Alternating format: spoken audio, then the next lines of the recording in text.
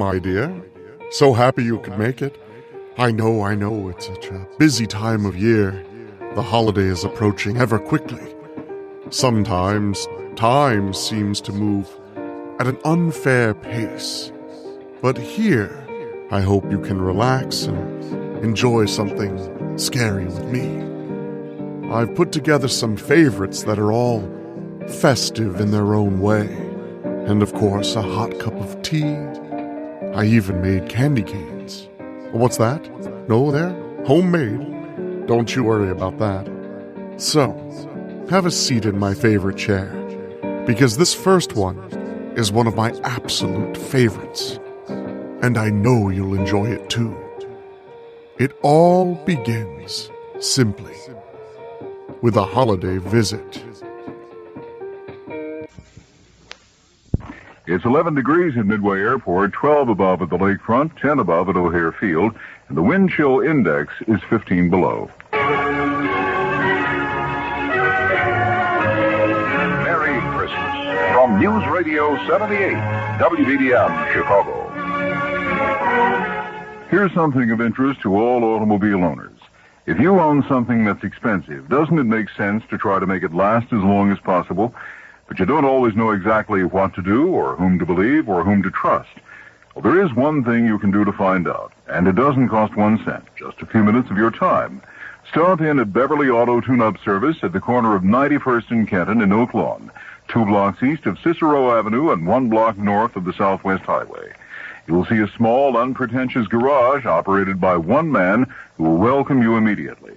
In just a few minutes, he'll show you a clear picture and explanation of what a genuine factory tune-up is, and he'll give you some literature to take home. Remember, this doesn't cost 1 cent. If you like what you see, call Beverly for a tune-up. It takes only 1 hour while you wait. Beverly is open Saturdays. The phone number is 636-0808. That's 636-0808. The CBS Radio Mystery Theater presents...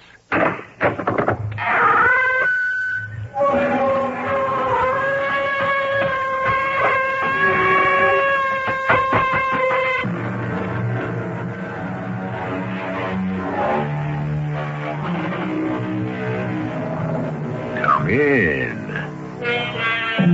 Welcome. I'm E.G. Marshall with the greetings of the season. I hope you like the tree. I put up a bit of holly, too. And mistletoe, of course, right there over the door. There are so many things to enjoy at this time of year. The warm, friendly spirit, that's most important. The time to be with family and friends. There'll be a lot of holiday traffic, too, as people make the rounds of visits or travelers are making their way back home. On a lonely road in Ohio, 2 such travelers are about to have the most harrowing experience of their lives. Snow's getting heavier, Skip. I wish you'd slow down. I hope we make it before dark. Oh, I sure don't want to get stranded in this, Joan. Oh, no. Skip, what's the matter? We're skidding. I can't control her. Skip, do something. We're sliding into that boat. I'm doing all I can.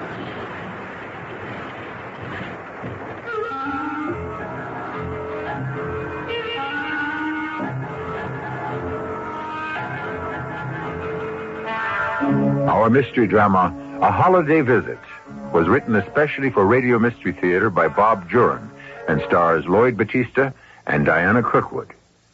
I'll be back shortly with Act 1.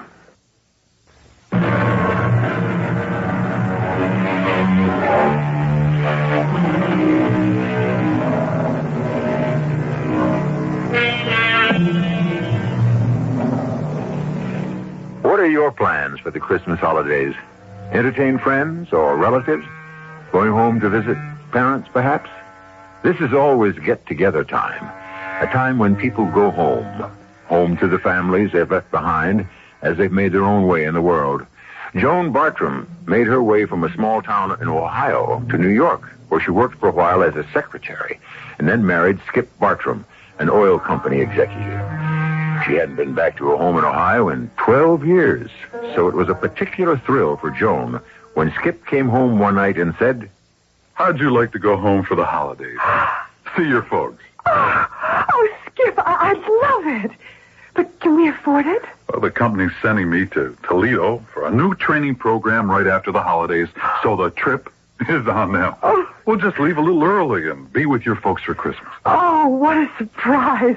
Oh, I'm going to call Mother this minute. You don't want to just drop in on them and make it a surprise? And have them fade away? No. I want to give them something to look forward to. Well, maybe you're right. Oh, it's been 12 years since I've been home, and you've never... Hello? Hello, Mother? Oh, Joan! How are you? Just fine, dear. Mother, are you sitting down? No? Why? Listen, Mother, get Dad over to the phone. I want him to hear my news. Henry, come here. Joan, are you pregnant? Oh, no, Mother. All right, dear. Your father's listening. I'm coming home for Christmas. Coming home? Yes, Skip has to be in Toledo after the holidays, so we're leaving early, in time to be with you for Christmas. That's the best news I've had all day. Joan, your mother's doing her thing. She's starting to cry. Yes, so am I. I have to hang up now. I'll let you know when we'll arrive. Okay, darling. We'll be waiting. When can we leave? Well, I'd like to get away by Saturday. We'll have to drive. I'll need the car in Toledo. Let's see, we ought to get to Runyonville by, the 23rd.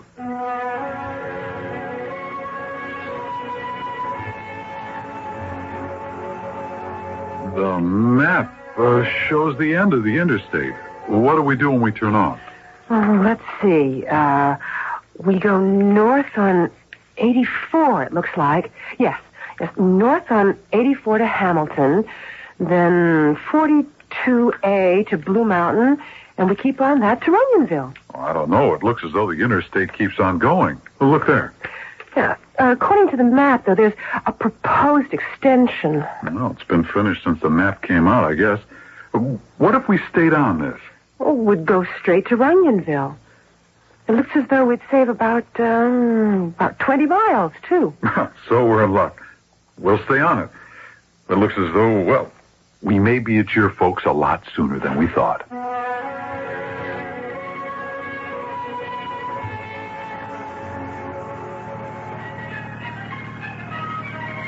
Oh, it's starting to snow.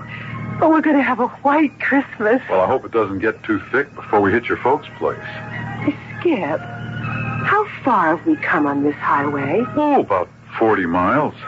Have you noticed anything strange?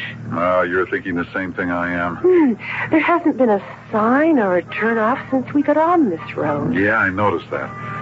And come to think of it, I don't remember seeing any cars passing us in either direction. Doesn't seem natural. Well, if this road's going anywhere, they're keeping it a secret. I'm getting a little uneasy.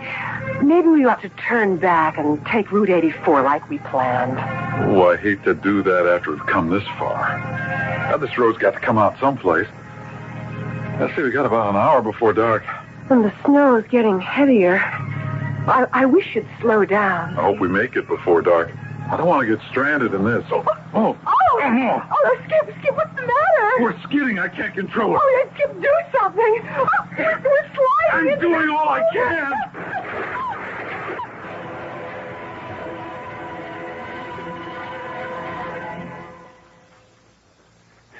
You put any more tinsel on the tree, Harriet, and it's going to topple over. I don't see how you can sit there so relaxed. Why are you so nervous? The children said they'd be here sometime today or tomorrow. They should have been here by now. Only because you think they should be. If anything was wrong, they'd call. You know that. Oh, you're right. I'm just so excited about having our Joan home for Christmas. I can't relax. Well, I think I'll take a stroll in the snow.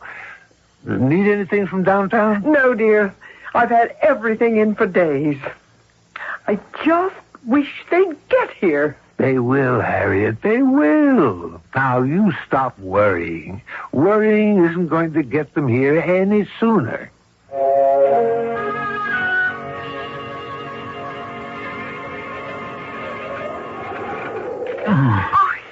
Oh, my head. Joan, are you all right? Well, what happened? Oh, can you straighten up? Oh, my leg's caught. Oh, here, let me see. Try twisting it a little bit this way. Oh, there. There, it's free. How do you feel, hon? Dizzy. Oh, we crashed into the boulders. Can we... will the car move? Oh, pray. Oh, thank heaven. Oh, if I can back her off. Yep, I better get out and take a look.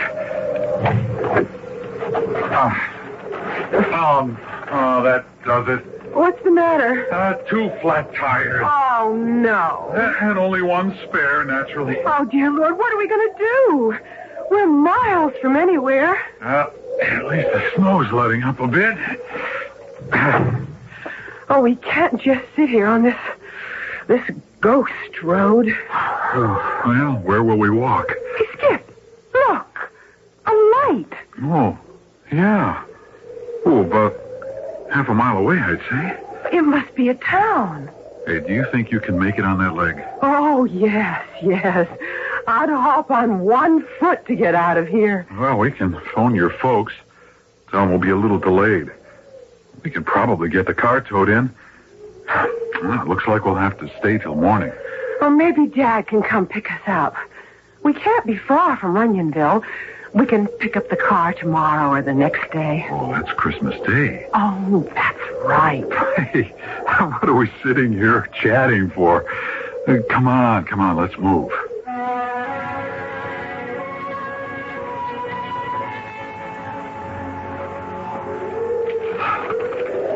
It's so quiet.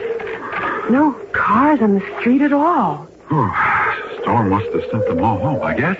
Oh, let's try that grocery store. They're sure to have a phone. Well, they can tell us where to find a garage, too. At least we can get the car off the road for the night. It's so still. Hello? Anybody here? It's so dim. 1 bare bulb. Well, pretty skimpy merchandise, too. Hello? Wow. Whew, place seems deserted. Yeah. I don't see any payphone. Or any phone, for that matter. Hello? Anybody here? Oh, well, we'll go someplace else. There's got to be a restaurant or a tavern in this town. Hey, come on. Oh, I know this isn't Runyonville. Oh, I hope not. Looks like a quaint little place, but awfully deserted. Boy, they must pull the sidewalks in at 5 in the afternoon. Oh, the sky's cleared. Oh, look at those stars. Wow, I haven't seen them that bright in a long time. There don't seem to be many stores. Mostly houses. Well, we're not on the main drag. Maybe we better go ask directions at that house there. No sense wandering around a strange town. I guess we should. I'm sure they'll let us use their phone. I'll call Dad collect. Hey, listen. Hear that? Singing. Of course, it's a carol concert. That's where everyone must be. Well, come on, let's see if we can find them.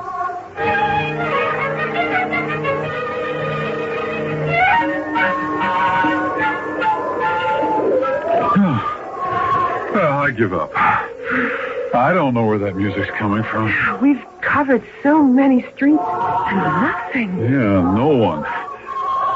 Oh, hey, honey, you're shivering. I'm scared. Well, there's a hotel across the street. Let's go there and use the phone. There's got to be one there. This is a ghost town. Well, there's no use wandering about anymore. It's a ghost town in the middle of Ohio. I wonder. You know, you might be right. It could be one of those, restorations.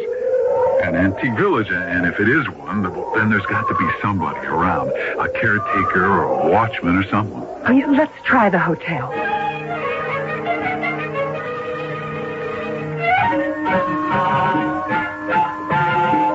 Well, I was wrong, I guess. The hotel is just as deserted as everything else. And still no phone. Oh, I wish I had that CB radio Paul offered me.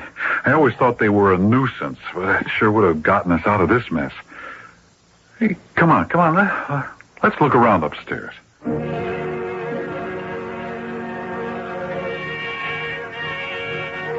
Every room's empty. Not a stick of furniture anywhere. Yeah, it's about what I expected. What was that? Well, it sounded like something hitting the roof. Oh, Skip, let's go back to the car. I'm too frightened to stay here. This place is just too spooky. Yeah, come on, you don't believe in ghosts. It's not ghosts I'm afraid of. There's another one. Well, something sailed past the window and landed on the ground. I'm going down and take a look around. I'll come with you. I'm not staying in here alone.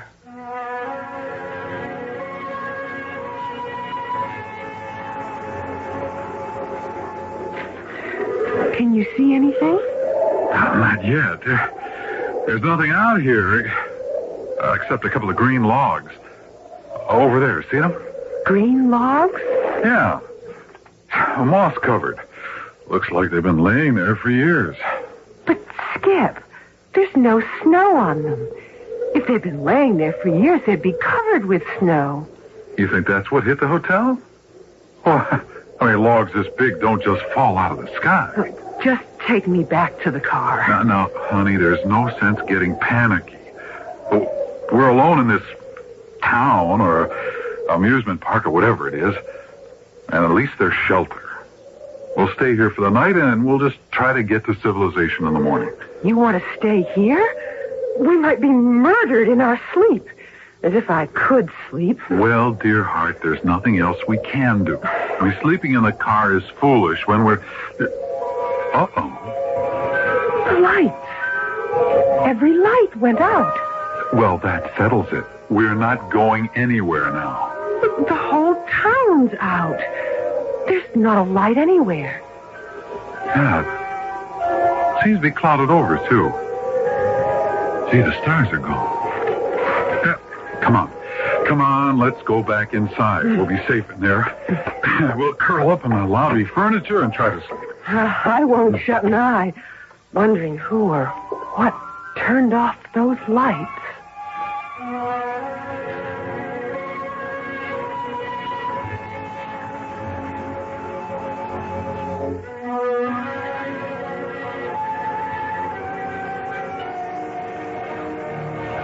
To paraphrase a popular joke, where were Skip and Joan when the lights went out? Not only in the dark, but in a strange Midwestern village. And just 2 days before Christmas, a time when they should have been enjoying the warmth of a friendly fireside, the pleasure of holiday decorations, the music of a Christmas carol, things that most of us are enjoying these days. But for them, isolation in a cold and darkened hotel. We'll learn what this curious town holds in store for them when I return shortly with Act 2.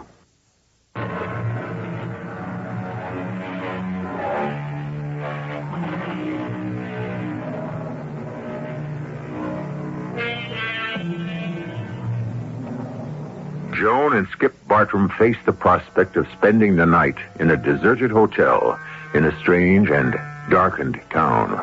A town apparently without inhabitants. Could it be a restoration of some kind? A sort of Midwestern Williamsburg? Under normal circumstances, it might be a lovely place to spend the Christmas holiday. But Skip and Joan are anxious to get to her parents' home and friendly family warmth. They spent the night in the sparsely furnished lobby of the hotel. And now it's morning. Skip! Skip! Huh? Wake up, honey. Oh. It's daylight. Oh, my aching back. Oh, that's the hardest couch in the world. I didn't sleep all night. Come outside. I want to show you something. Oh, no. Can't you bring it in here? Oh, stop being silly. There are footprints in the snow, and they're not ours. Footprints? Yeah, look out the side window there. Yeah. Yeah, they go around the back of the hotel. Well, that means somebody's around here. Come on.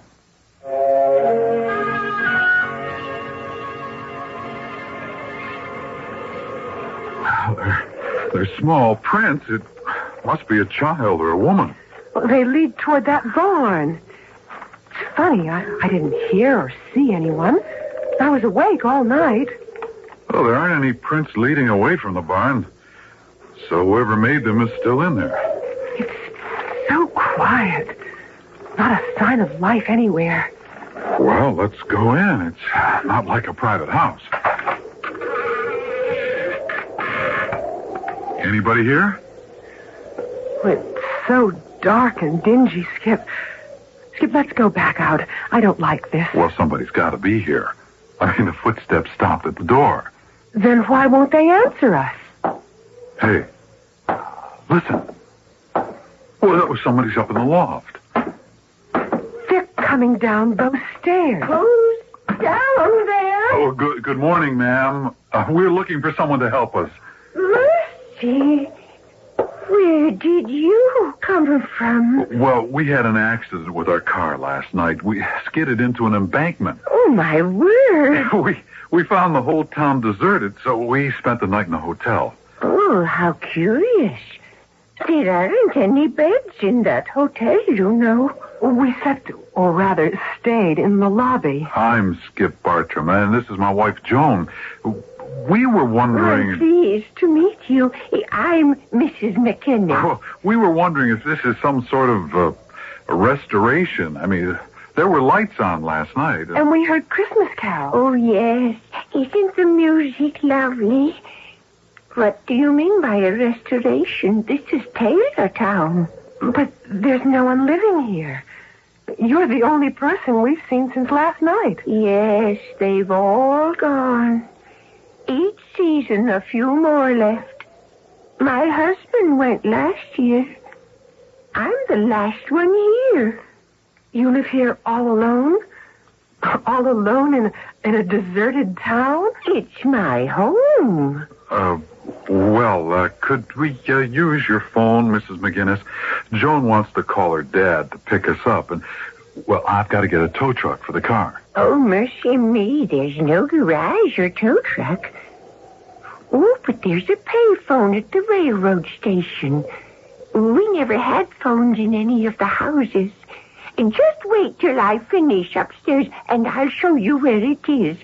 I don't know if it works, though. I think it's just there for effect.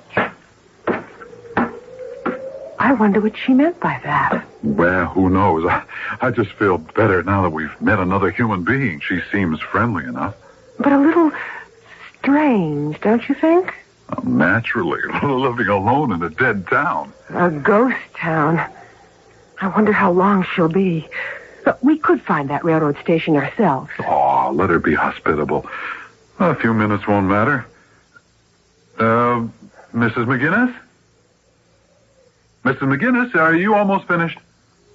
That's strange. Well, I'll see. Has something happened to her? Mrs. McGinnis? Skip, what's the matter? Well, she's not here. The loft's absolutely empty.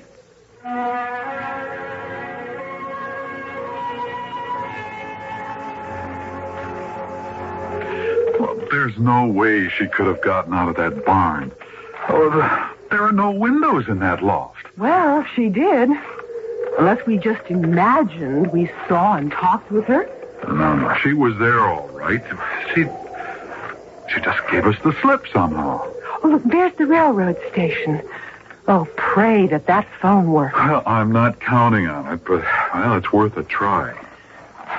It looks like one of Belle's first payphones. Skip, have you got a dime? Yeah, I think so. Here you are. Well, here goes. Well, so far, so good. Oh, I got a dial tone. Yeah, at least something works in this town. Oh, it's only 10 after 9. One of them's bound to be home. Ah, it's ringing. Yeah, they're probably looking out the windows, wondering where we are. Hello? Is somebody on this line? Oh, Dad. Oh, Dad, thank heaven I reached you. Who is this? It's Joan, Dad. Joan? I can hardly hear you. Speak up. Dad, it's Joan. We've had an accident with the car. You'll have to pick us up. Where are you? You'll have to talk louder. A place called Taylortown. It's practically a ghost town. Do you know where it is? Taylortown? Look, we'll wait for you in front of the hotel. How long will it take you? Well, it's 10 after 9 now. About 1 hour. Oh, we'll be here. Oh, I can't wait to see you, Dad. Dad? Dad? Oh, the line's dead. What's the matter? You look concerned. Dad sounded so funny. I expected more of a reaction. He was so matter-of-fact. He didn't ask for details or anything. Oh, I'm sure he figured he'd find out the details when he picks us up. Yes, I suppose. You know, dear, I have this strange feeling I know this village. Well, not the village so much, but the houses. The houses look so familiar. Well, a lot of small Midwestern towns have that turn-of-the-century look. I guess so. We used to go shopping in Fairmont, and it was full of the same big houses we had in Runyonville, you know, with porches around the whole front and little filigrees under the eaves. Like that place on the corner. Exactly. And look who's on the porch. Mrs. McGinnis. Hello there. Well, where did you come from? I don't get many visitors anymore. We wondered where you went. Where I went? Why, I've been here all morning. Sweeping the snow, you know. Got to get it off the porch before it freezes. Well, what brings you to Taylortown? Skip, she doesn't remember us. Mrs. McGinnis, we met And you. you know my name. Mercy, who are you? Mrs. McGinnis, we met you at the barn this morning, and you said... A barn, you say? Oh, there's a nice one behind the hotel. Want to come in for some hot coffee? Takes the chill off. Yeah, thanks. We'd like that. Well, come along in, then. I'll heat up the pot. Skip, I don't know. Well, what harm can it do?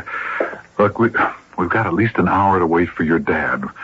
We might as well spend it in a cozy kitchen. Yeah, I guess you're right. Come out to the kitchen. Hot coffee in a minute with some fresh scones I made myself. She keeps a neat house. And so, old-fashioned. It's lovely. Yeah, Oh. a pretty start. Come in and sit down at the kitchen table. I don't have much, as you can see, but there's always something to share. You're planning on moving here, you said. No, Mrs. McGinnis. We told you. We had an accident with our car. Oh, that's too bad. But I just called my father. He's coming to pick us up. You called your father? Yes, just now. On the phone at the railroad station. Oh, mercy, that is a miracle. I didn't know that phone ever worked. And we're happy to enjoy your hospitality while we're waiting. We still can't understand why there's no one else in town. You live here all alone? It's my home. Oh, it's not bad living alone. I get by. We thought it was some sort of restoration. I don't know what a restoration is. A restoration is an old town or house that's been restored to look the way it did years ago. Oh, this town's looked like this from the beginning, ever since it came from Scotland. The town came over from Scotland? It's an exact duplicate of Taylortown in Scotland. The streets and the houses and all the furnishings came from Scotland. Oh, mercy, don't ask me how long ago. Then you were born here. I guess so. You guess so? Well, I've never been anywhere else. Oh, you're not eating the scones. I guess we'd better get over to the hotel and wait for Dad. Thank you so much for your hospitality, Mrs. McGinnis. Oh, I'll come along. I'd like to see a modern automobile. I'll just get my shawl. I won't be a minute. She shouldn't be living alone like this. It's made her completely confused. Oh, I know. Well, there's nothing we can do, though. And she kept offering us scones, and the plate was empty. Well, she's living in the past. I wish she'd hurry. I don't want to miss Dad. Well, we've got lots of time. If he said an hour, well, we've only been here a few minutes. Well, I wonder what's keeping Mrs. McGinnis. Look, why don't we just go on? She'll follow us. She knows where the hotel is. Mrs. McGinnis? You about ready? Mrs. McGinnis? Oh, not again. Oh, talk about the Cheshire Cat. Come on. Let's get out of here.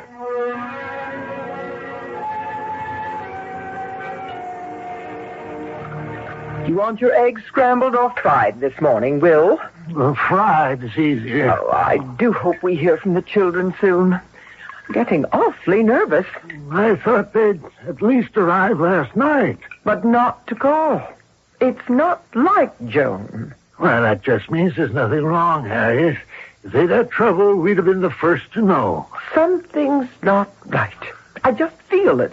Well, it's 10 after 9.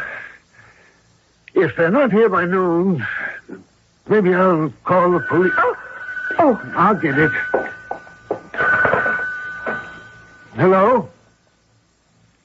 Hello? Is it Joan? Well, there seems to be a voice, but I can't make it out. Joan? Oh, it's a bad connection. I don't know if it's Joan or not. Oh, dear. Hello? Hello? Hello? It's no use. Whoever it was will have to call back. We'll just have to wait.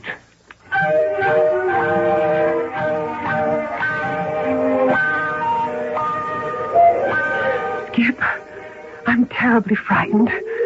I wasn't before, but now I really am. There's something evil here. I mean, no people except that crazy Mrs. McGinnis. But your dad's on the way, huh? I wonder. It's been 2 hours now. Well, maybe he had trouble. At least he knows where we are. Doesn't he? How do I know? All we do is ask each other silly questions.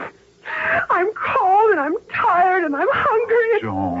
We may just die here. Don't you realize that? We may just die here. Stop it. Oh, yeah, I'm sorry, hon. I had to stop you.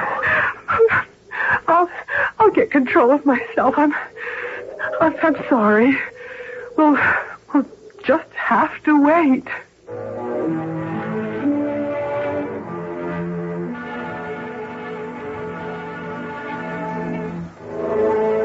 Everyone seems to be waiting. Joan and Skip are waiting in Taylortown, expecting her father to pick them up any minute. But Joan's father, as we now know, didn't get the call, and he and his wife are waiting to hear from Joan. It looks as though Skip and Joan won't be with their folks for Christmas after all. Or at all, for that matter. We'll just have to wait to see how it turns out when I return shortly with Act 3.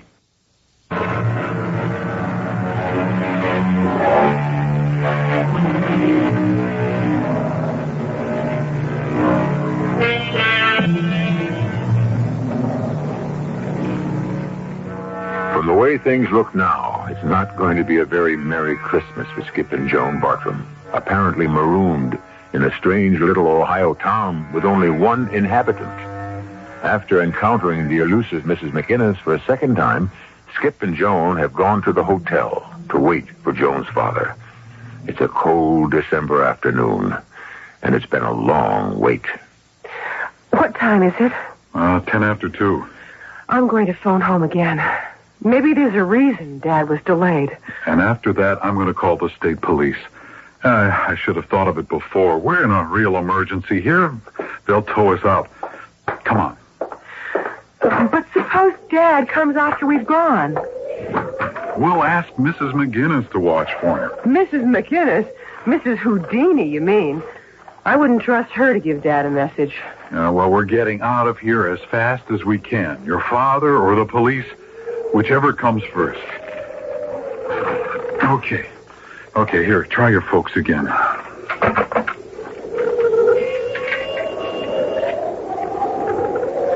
It's dead. There's no dial tone. Nothing makes sense in this place. Oh, it's no use. It's as dead as... Hands up! Stay right where you are! She's got a gun! You'd better be taking off! Mrs. McGinnis, why the gun? How do you know my name?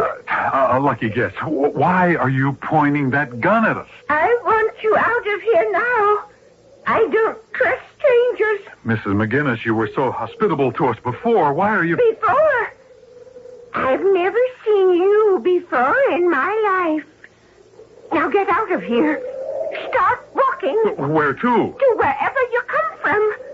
I don't allow strangers here. This is a nightmare. You don't scare us, because I know in a couple of minutes you're going to disappear. What are you talking about? You've been popping up and vanishing all morning. In a few minutes you'll just disappear, poof. So we are waiting right here. Well, come on, Joan, she means it. But where can we go? Back to the car. She would really shoot us. She couldn't. Keep going. We're not taking chances with that crazy old woman. But we'll freeze out here, and Dad won't find us. You'll have to pass the car on the highway. Nothing makes any sense here. Skip, look back. You were right. She's gone.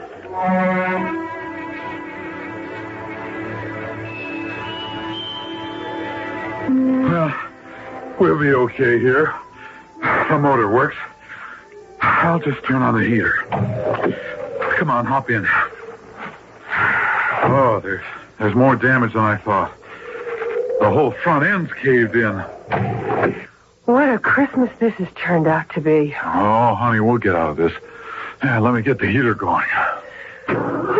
We might as well get some holiday spirit if the radio still works. Oh, I'm so bush. Oh, you didn't sleep all night. And I didn't get much myself on that wooden couch. I hope Dad comes soon. Yeah. Yeah, we can't keep the motor running all day. I hope Mrs. McGinnis doesn't show up again. No, she wouldn't follow us out here. But lock the doors anyway. Oh, I'm so sleepy.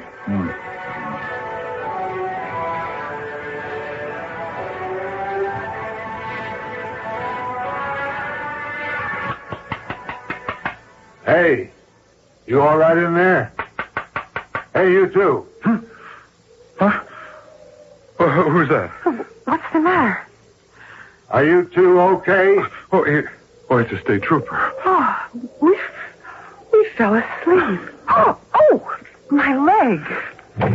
Oh, are we glad to see you? Anybody hurt? No. Oh, no, we must have dozed off. Dozed off and ran off the road. The helicopter spotted your car and called us. Oh, thank the Lord for that. How'd you get on this road? It's officially closed. Well, there weren't any signs about that. It connected with Interstate 40, and we just stayed on it. Had the bad luck to skid into boulders. This extension isn't due to open until next summer. Where are you heading? Runyonville. My parents live there. We're going home for the holidays. You wouldn't have gotten there on this route. It ends about 100 yards up ahead. I'll radio for a tow and get you folks to Onionville. When did you go off the road? Last night? You been here all night? Well, no, we went into Taylortown. Taylortown? Yeah, right up the road. But it's a ghost town except for a crazy old woman who lives there. I better get you folks to the hospital first. Just a checkup. You know, possible concussion. Oh, no, we're all right. My wife's ankle was twisted, but once we got out of the car, she was okay. We do not need a hospital. You say you spent the night in a place called Taylortown? Yes. There is no Taylortown around here. I've lived here all my life. And there just isn't any place called Taylortown. But right up the road. I mean, look for yourself. We were there all night. I'm sorry, ma'am. Maybe you'd better look. Oh. There's nothing there. There's no village at all. No, ma'am. The road ends at that vacant field. Not a town as far as you can see.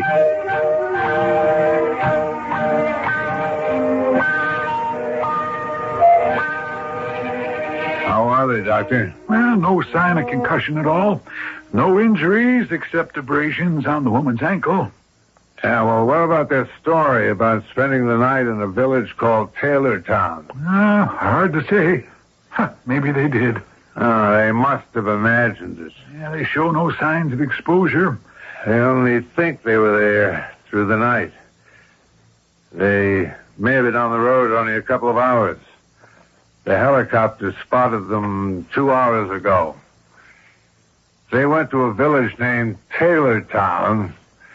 They were hallucinating. Hallucinations quite common in extreme circumstances. Mirages in the desert. Anxiety can produce them.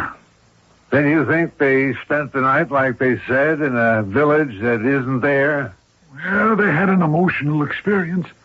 Physically, they're fine. I see no reason to keep them here. They're better off going home to the woman's parents.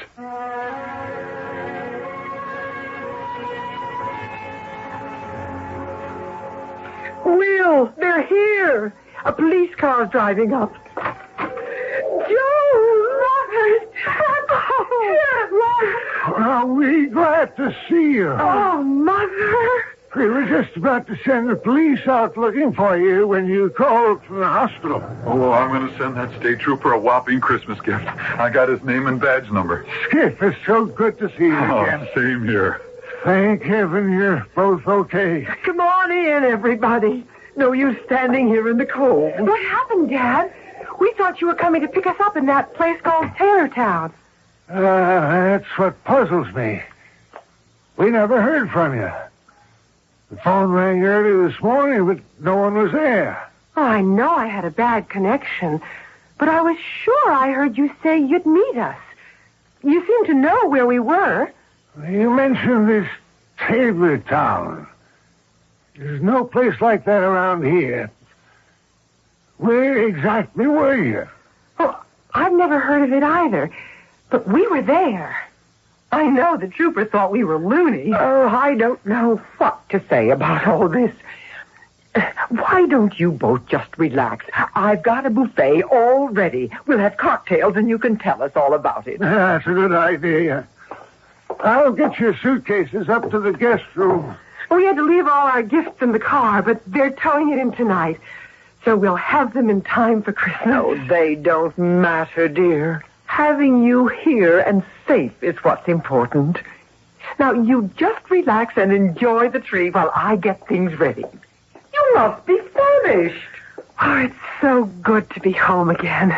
And at Christmas time, everything's so pretty. Yeah. Ooh, that's some tree. I just love the decoration. Skip, look. What? Under the tree. Look, come closer. Oh. The little village set out under the tree. Cardboard houses. Look at the hotel. It's Taylortown. Mother and Dad got this set when I was a child. I'd forgotten it. Every house.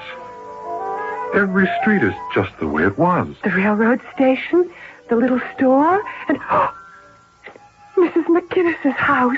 Joan, wait a minute. We weren't... We couldn't have been there. That's what the trooper said. What happened to us? Oh, hey, I'm getting the chills. Look at those pine needles from the tree. Those are the green logs that hit the roof. I wonder. What? Mrs. McGinnis. Could she be... I think she disappeared for the last time. Oh, what should we tell Mother and Dad? I don't know. I think we said enough. I don't know what happened to us last night, but we better stop talking about it.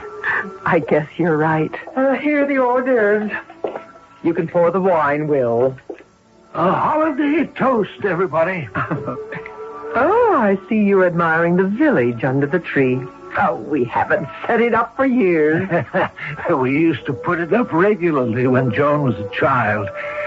Lately, we've just had a table tree. But this year, with you both coming, we went all out. Big tree, everything. Yes, and it's lovely. The detail in those houses is exquisite, isn't it? Yes, very realistic. It was imported from Scotland. It's been in my family for years. Well, here's to a wonderful holiday visit. Merry Christmas, everyone. If there were an explanation for everything, where would the magic in life be? I think we'd all lose interest if everything were cut and dried, neatly packaged, just right. We need a bit of amazement now and then to soften the blow of reality. Skip and Joan left reality for a brief period, and it gave them something to remember all their lives. Well, would you say you're feeling the spirit now, my dear? Very good. I'm so glad you could join me tonight. I know it's such a busy time, finding the gifts, doing all the obligations we all have, or at least had. But I'm happy to be here with you, and of course staying up late at night. That's a part of Christmas that makes me remember being a young boy, waiting for the click, click, click on the rooftop of a strange man who would be entering my home soon, who watches me all year long without my knowing. Anyway, my point is, it all starts with a Christmas gift. And now stay tuned for the mystery program that is unique among all mystery programs. Because even when you know who is guilty, you always receive a startling surprise at the final curtain. In the Signal Oil program, The Whistler, transcribed by the Signal Oil Company to enable the entire production staff of The Whistler to spend the Christmas weekend at home with their families.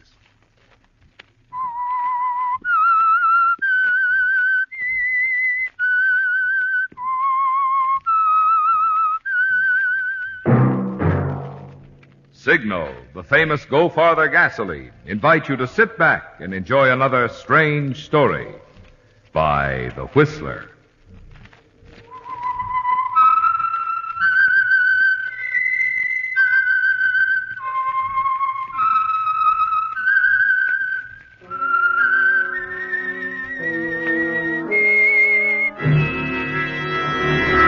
I am the Whistler. And I know many things, for I walk by night. I know many strange tales, hidden in the hearts of men and women who have stepped into the shadows. Yes, I know the nameless terrors of which they dare not speak.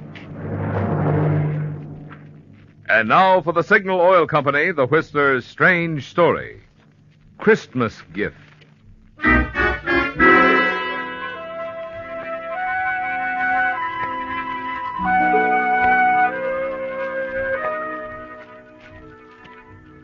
Christmas was only a few hours away, and Mary Winston couldn't help but marvel that its spirit could reach down, and touch a cheap nightclub like Pete's Cantina on the outskirts of Panama City.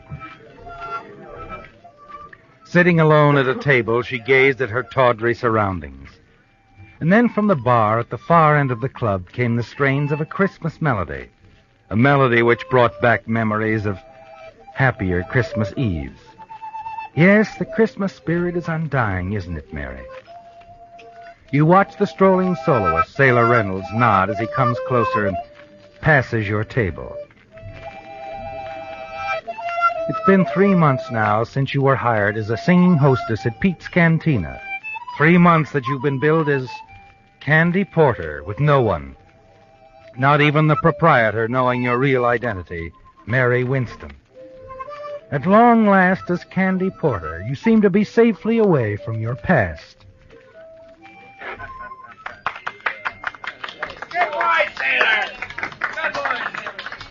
As the music ends, you look up, aware suddenly that Pete Gardinas, the rolling, heavy-set proprietor, is approaching your table. Candy! Candy! Look, there is an American gentleman just came in. He wants to buy you some champagne. Champagne, you hear? Please, I'm not in the mood tonight. Look, kid, this looks like a big spender. If he wants to buy champagne... All right, all right. You turn and see the tall, heavy-set American approach, and suddenly you become tense. After a year of running away, you've learned to spot his kind in a moment, haven't you, Mary? You're certain he's a detective. And now you have to fight to remain calm as he approaches.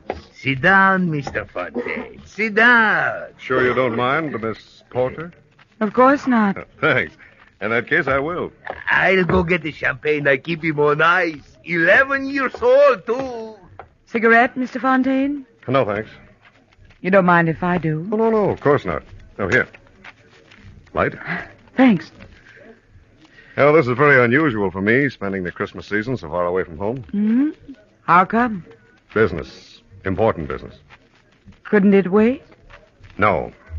This business means a lot to the people I work for. Here she is, the bubble water. From Marseille, 13 years old. You said 11. That was from Le Havre. This is even better. Now I put him back in the ice. If you want some more, just call Pete. I've got more just like it. Well, I guess it's a few hours early to say Merry Christmas, Miss Porter. So I guess I'd better just say good luck, huh? Thanks. And here's hoping you find whatever you came here for. Oh, I've already found what I came for. You see, I came for you, Mary Winston.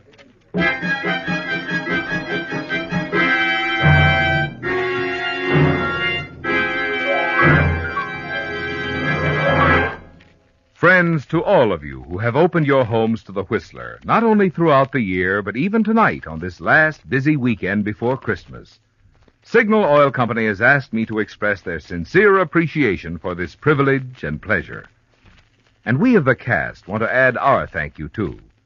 During the 9 consecutive years that the Whistler has been broadcast by Signal Oil Company, many of us have celebrated Christmas with many of you a number of times. And believe me, we're mighty proud that you consider us a part of your entertainment family. Tonight, on behalf of Signal Oil Company and the independent signal dealers who serve you in the states of California, Oregon, Washington, Idaho, Nevada, Arizona, and Utah, I want to convey warmest season's greetings. May the many blessings of living in these United States of America enrich your holiday season and the new year.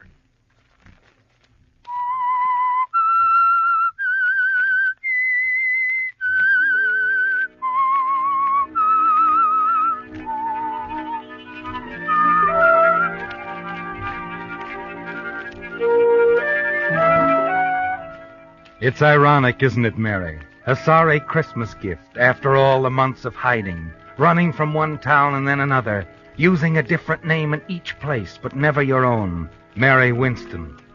These past 3 months you've been known as Candy Porter, singing hostess in Pete's Cantina here in Panama City.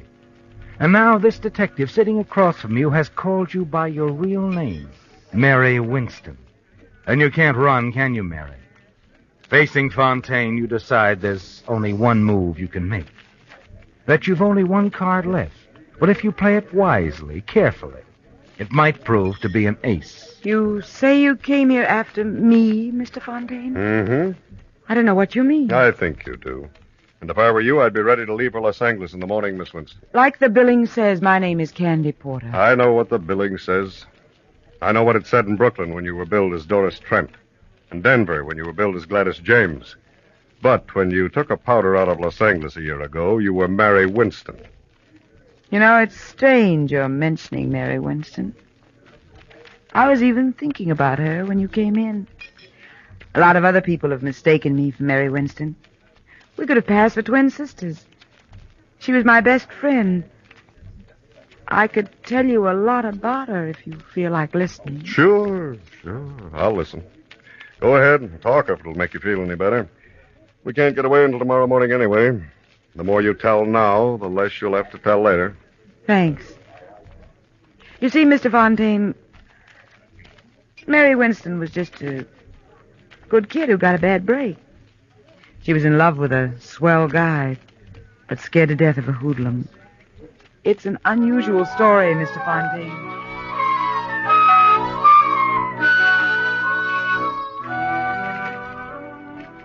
It was an unusual story, wasn't it, Mary?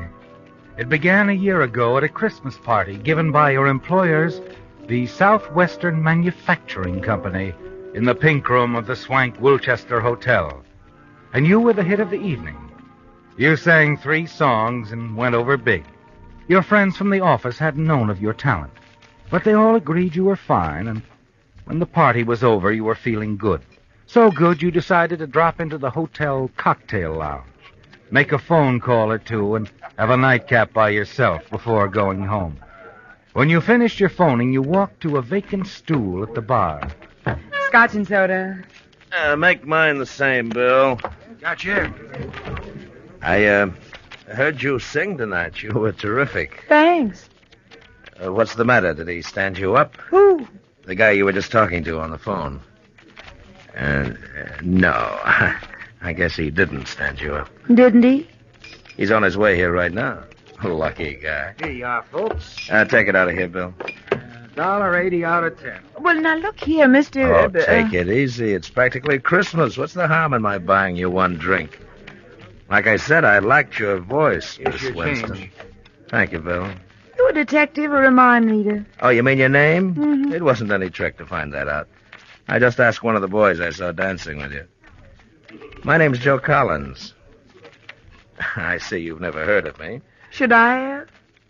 Oh, now I get it. You're a professional talent scout and want to get me into the movies. Nope. I'm a gambler. Disapproved? Why? Live and let live's my motto, and that's exactly what I'm going to do right now. What? Live my life and let you live yours. Good night, Mr. Collins.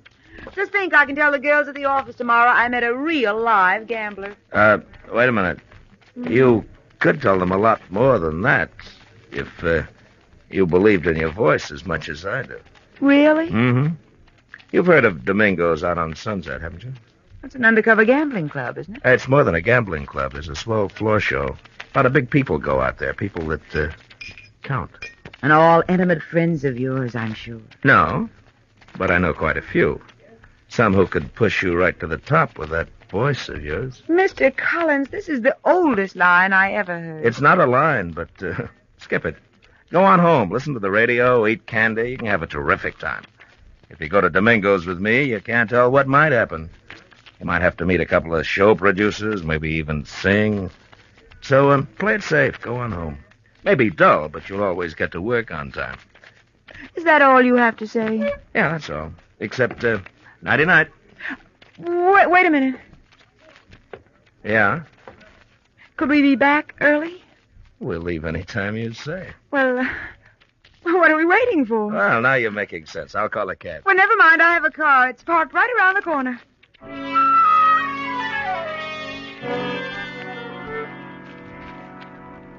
Joe Collins used just the right approach, didn't he, Mary? You realized you were being a fool. But as the hours passed, you told yourself your fears were groundless. Joe treated you with perfect courtesy, introduced you to several people, including the producer of the floor show. You even sang a number which was well received. Later, you watched the gambling for a while and then proceeded to the Silver Room to enjoy the second floor show. Afterwards, you had supper in the main dining room and watched the guests dancing. Joe. Then suddenly, you've had enough. Joe, do you mind if we leave now? I said we'd leave any time you said. What hit you, the music? I guess that's it. Another guy? Another guy. My fiancé, Dr. Frank Wilson. What happened to, Dr. Wilson? He's in Korea. Marines? No, Army doctor. It was his car we drove out here in. Oh, that's too bad. We could have had a lot of fun. Well, shall we go? Please.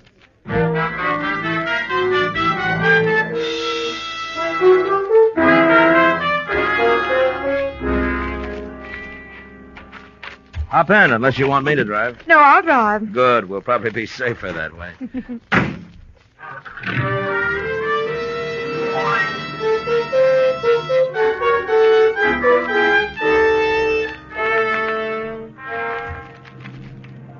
As you drove toward your little apartment on Clinton Avenue, you were glad your reckless little adventure was nearing its end.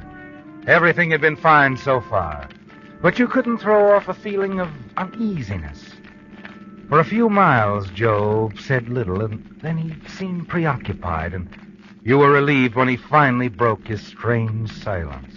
Say, Mary, would you mind stopping for a minute at that drive-in? All of a sudden, I got an awful headache. Maybe I can get some aspirin there, huh? I doubt it, but we'll give it a try. You can keep the motor running while I'm gone, huh? I'll only be gone a few seconds. Okay.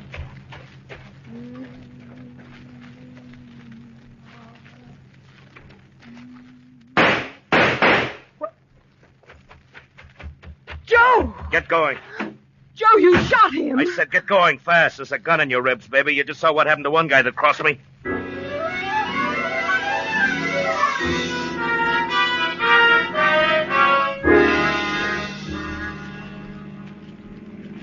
Did you kill him? I don't know.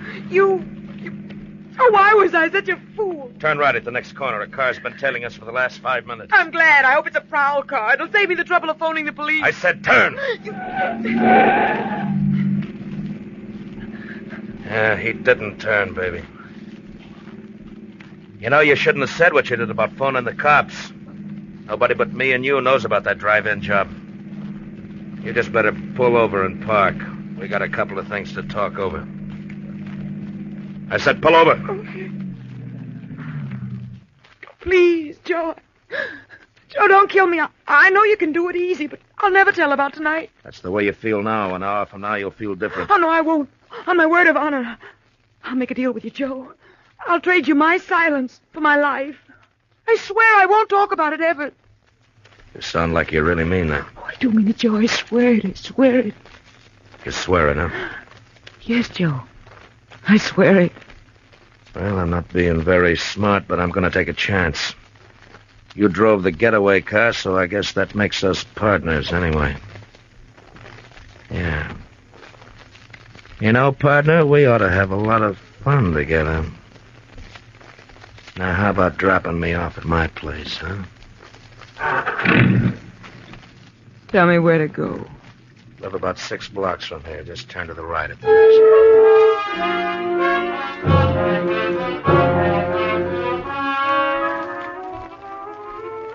After you dropped Joe and reached your apartment, you were so weak you could hardly stand. You literally fell into bed. You tried to sleep, but sleep was impossible. Early the following morning, you heard the newsboys shoving the morning paper under your apartment door. You hurried across the room and looked at the front page. The headlines and stories sickened you. Drive-in manager shot in attempted holdup. Dies. Unidentified man and woman seen fleeing from scene of crime in dark green 49 model sedan. Pedestrian believes he can identify car. There it was, Mary. Your situation looked hopeless, didn't it? You felt you must keep your word to Joe Collins, but you knew you must never see him again. Only one avenue seemed open to you. You had to leave town and disappear. You dressed hurriedly, packed a few belongings, withdrew your savings from the bank, and by noon were on an eastbound plane for New York. You decided to take advantage of your voice and become a professional entertainer. The first few weeks you auditioned almost daily with negative results. But finally, after 3 months, you were singing at the Golden Lion, a prosperous little nightclub in Brooklyn, New York. After a shaky start, you became a featured performer under the name of Doris Trent. As the weeks went by, your work improved. You became sure of yourself. And one night you noticed Vern Shields, famous musical comedy producer, in the audience. His presence seemed to inspire you, and you went over better than ever. Afterwards, in your dressing room, you wondered what he thought of your voice. You were certain that your visitor was Vern Shields. Weren't you, Mary? Come in. Well, long time no see, Miss Trent. Doris Trent, it says on the program. Joe. I'm surprised you recognized me. I thought you'd forgotten me. All right, Joe, you found me. Now, what's on your mind? You double-crossed me, baby. Well, you're crazy. That's why I left town, so I wouldn't even have to talk to anybody. You wrote the police, though, didn't you? Oh, you're wrong, Joe. I didn't write to anybody. It had to be you. It couldn't have been anybody else. 2 days after you left, they picked me up for questioning. It wasn't me. I've kept my word with you, Joe. Yeah? Well, there's one way you can convince me. How? Marry me. Tonight. Marry you? Mm-hmm. That way I'll be sure of you. Wives can't testify against their husbands. Besides, I'll know what you're doing all the time. Look, Joe, I gotta do my show. Let's talk this over in the morning. Tonight. We can run up to Connecticut. But go ahead and do your show. Only if you've got any ideas about calling the cops, don't forget you drove the getaway car. And in case anything happens to me, there's a written confession in my pocket telling exactly how you helped me pull the job. How we used your boyfriend's car. How you kept the motor running, waiting for me. You've thought of everything, haven't you? Everything, so don't try anything. Now go ahead and do your show. I'll wait for you here. You started down the hallway, turned toward the powder room off stage. Suddenly you realized what a fool you'd been. But you made up your mind not to keep on being a fool, didn't you, Mary? Not with that wall telephone just 5 steps ahead of you. Operator, get me police headquarters in a hurry. Better hang up quick, baby. I mean, quick.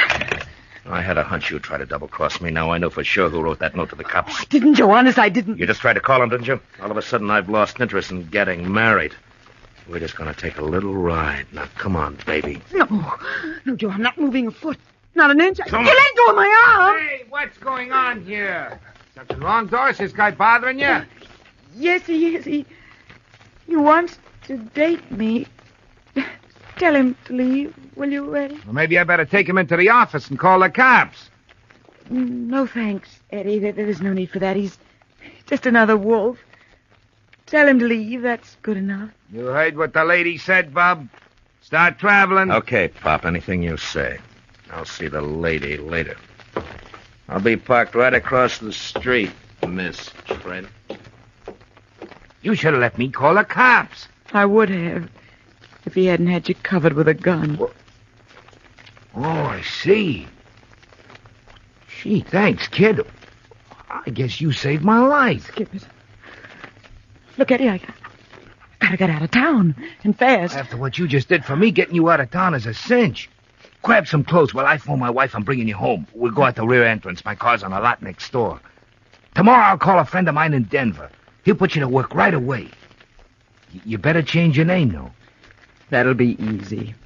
I'm getting used to it.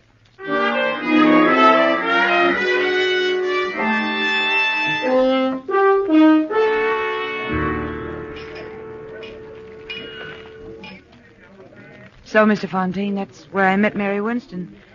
In Denver at the Hi-Hat Club, billed as Gladys James. She was there for quite a while, room with me. Then she left just like that one night, when a waiter told her some guy wanted to interview her for a magazine. She figured it was Joe Collins again. It's the last I ever saw of it. That's the end of the story? That's the end. And Mary Winston told you all this? Well, we were close friends. I'll say you were. You don't believe me, do you? If you were in my position, would you believe a story like that? No, I don't suppose I would.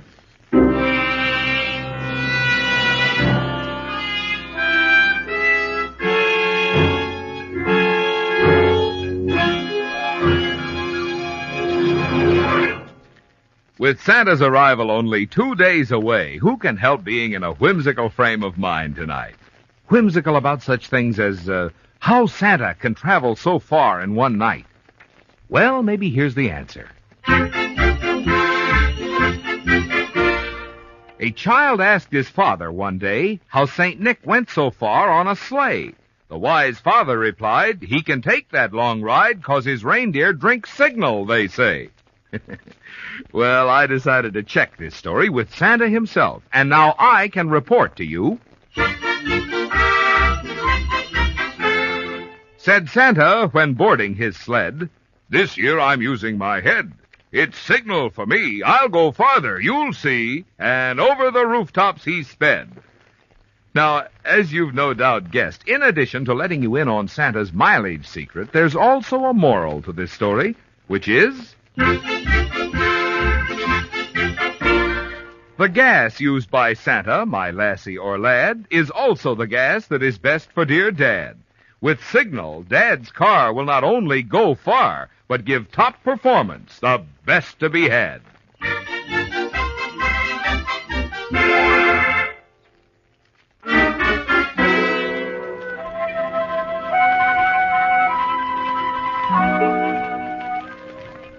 Well, Mary, it looks as though you've lost, doesn't it? That your show wasn't good enough. The man across the table, the detective you're certain has come to take you back to Los Angeles, to stand trial for a murder you had nothing to do with, doesn't believe you. You're certain, too, that the jury in Los Angeles won't believe you, not after you're running away. Your phony names, your present surroundings. You're sure Joe Collins has been captured, that the authorities have read his confession, that he's trumped your last card, ruined forever your hopes of eventual reunion with the man you still love, Dr. Frank Wilson. Yes, Mary, it looks as though you've lost, but you're going to play the game through to the end anyhow. White Christmas. If Sailor Reynolds knew what that song did to you, the memories it brings back, he'd play something else, wouldn't he, Mary? As Fontaine gazes into space and drums his fingers silently on the table, you watch him closely, await his next words. How long did you say you'd been here? I didn't say, but I got here about 3 months ago. You like it here? No. That's what I figured. Look, Miss... Cigarette, Mr. Fontaine? Yeah, thanks. Light? Mm-hmm.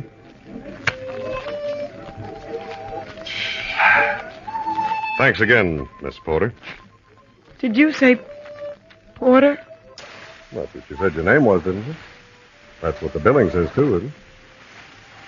You mean you believe me? You sounded straight to me. Well, it looks as though I came a long way for nothing, doesn't it? Still, I'm kind of glad I came. I always figured that confession they found on Joe Collins' body was a phony. Joe Collins? Joe Collins dead? Yeah. The Brooklyn police got him one night about 5 months ago. A woman called the police from a little nightclub, the Golden Lion Club. She hung up before they answered the phone, but the Brooklyn boys decided to investigate anyway. One of them spotted Collins in the car parked across the street. He got trigger happy, and that was that. Joe Collins.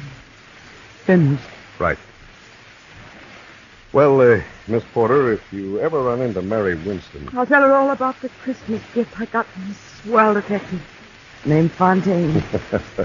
No, I'm just a private detective, Miss Porter. But the police gave me the tip that you... Mary Winston might be working here. Oh, then they knew... A man named Wilson hired me for the case. A Dr. Frank Wilson. Frank Wilson? Mm-hmm. Yeah, he's out of the Army now. Still very much in love with Mary Winston. Doesn't care where she's been. Just wants her to come back and marry him. He must be quite a guy. Yeah, he's okay. Now, incidentally, do you think you'll ever see Miss Winston again? Yes, I do.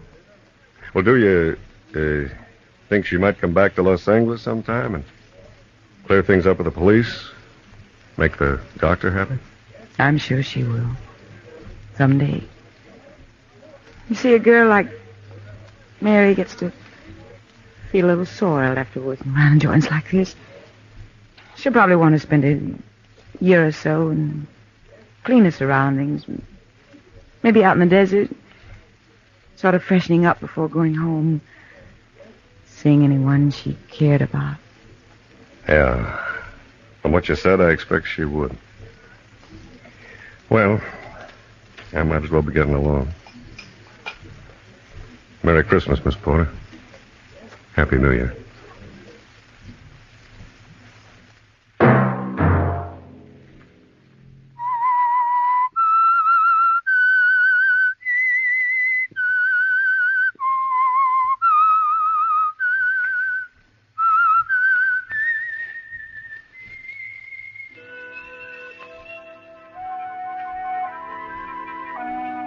Let that whistle be your signal for the Signal Oil program, The Whistler, each Sunday night at this same time. Signal Oil Company has asked me to remind you, there's an easy way we can all help to make this holiday season happier for ourselves and others. Drive at sensible speeds, be courteous, and obey traffic regulations. It may save a life, possibly your own.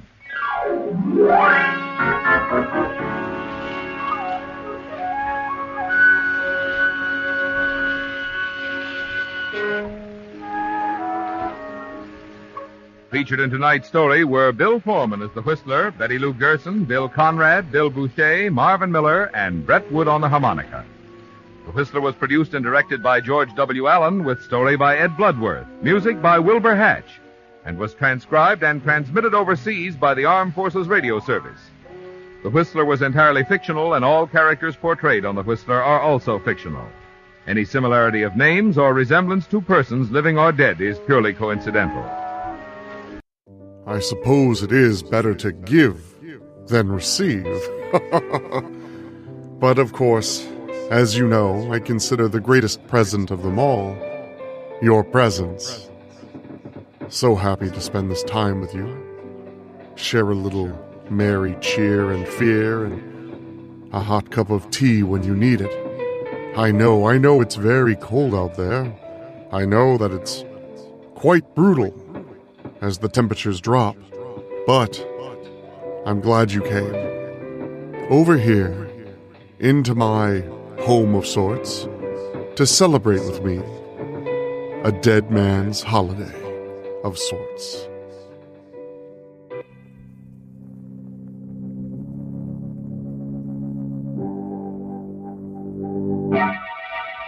Lipton Tea and Lipton Soup present Inner Sanctum Mysteries.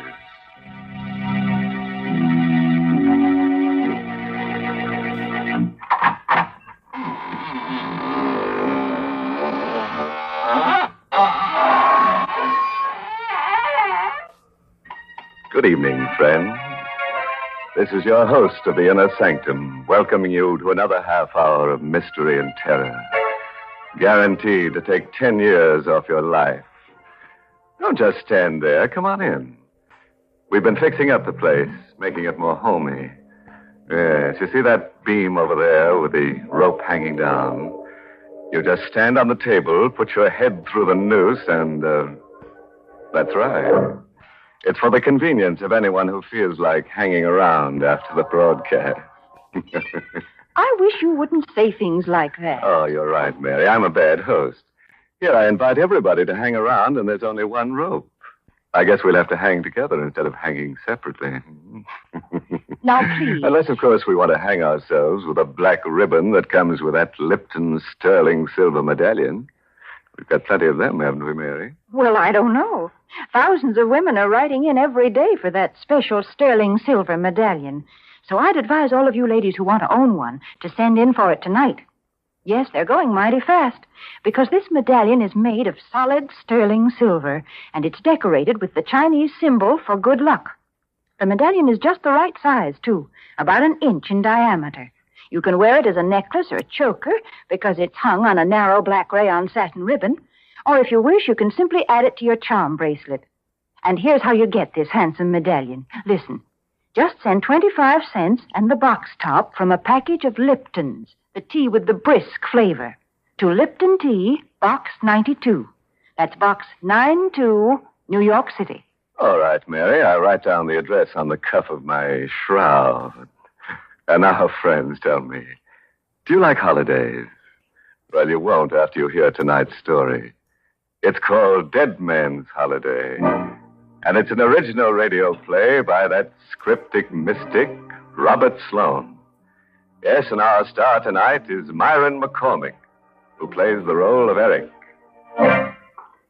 Not far from the waterfront, in a gloomy shack where death hovers near, a man stirs uneasily on a blood-stained cot. As he struggles for the last breaths of life, his tortured mind forces words to his lips. They don't have to tell me. I know I can't live more than a little while longer. But I don't want to live. I want this nightmare to end. As it should have ended long before that day I was hurt on the train. I remember it so clearly. Sitting in a coach, looking out the window, and then suddenly the train shuddered to a violent stop. The jolt lifted me clear out of my seat and threw me against the glass window, which broke as I hit it. For a moment, I was stunned. But in the back of my mind, I could hear the conductor quietly in the passage. It's all right, please, it's all right, I tell you. Nothing serious has happened. We struck an empty car on the grade crossing. The engineer had a jam on the brakes. Is there anybody hurt? Anybody need a doctor around here?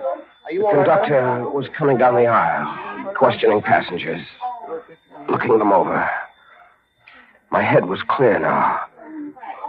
And immediately I thought of my wife, in the seat next to mine.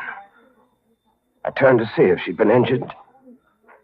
But there, in the seat which she had occupied, was a man I'd never seen before. He spoke to me. You all right? Yes, I was shaken up a bit, but I'm all right now. You've got a nasty cut on your lip. I guess it was the glass. Will you excuse me, please? What's the matter? My wife. I'm looking for my wife. She was sitting right next to me. Eleanor? Eleanor, where are you? What's wrong, sir? My wife. She's gone, conductor. She's gone. All right, no, don't get excited. But she was sitting right next to me, right where this man is sitting now. You must be mistaken. What? There wasn't any woman sitting next to you. What are you trying to tell me? My wife was sitting in that seat. All right, sir. If she's on the train, we'll find her. In the meantime, you'd better come with me and have that lip of yours attended. Not until I find out what's happened. Nothing's happened, mister. You're just a little dazed, that's all. Your wife isn't on this train. That's a lie. Why would I want to lie to you? I don't know what your reason is, but you're trying to hide something from me. I'm willing to swear you boarded this train alone. How do you know that? Because I've been sitting next to you ever since you got on.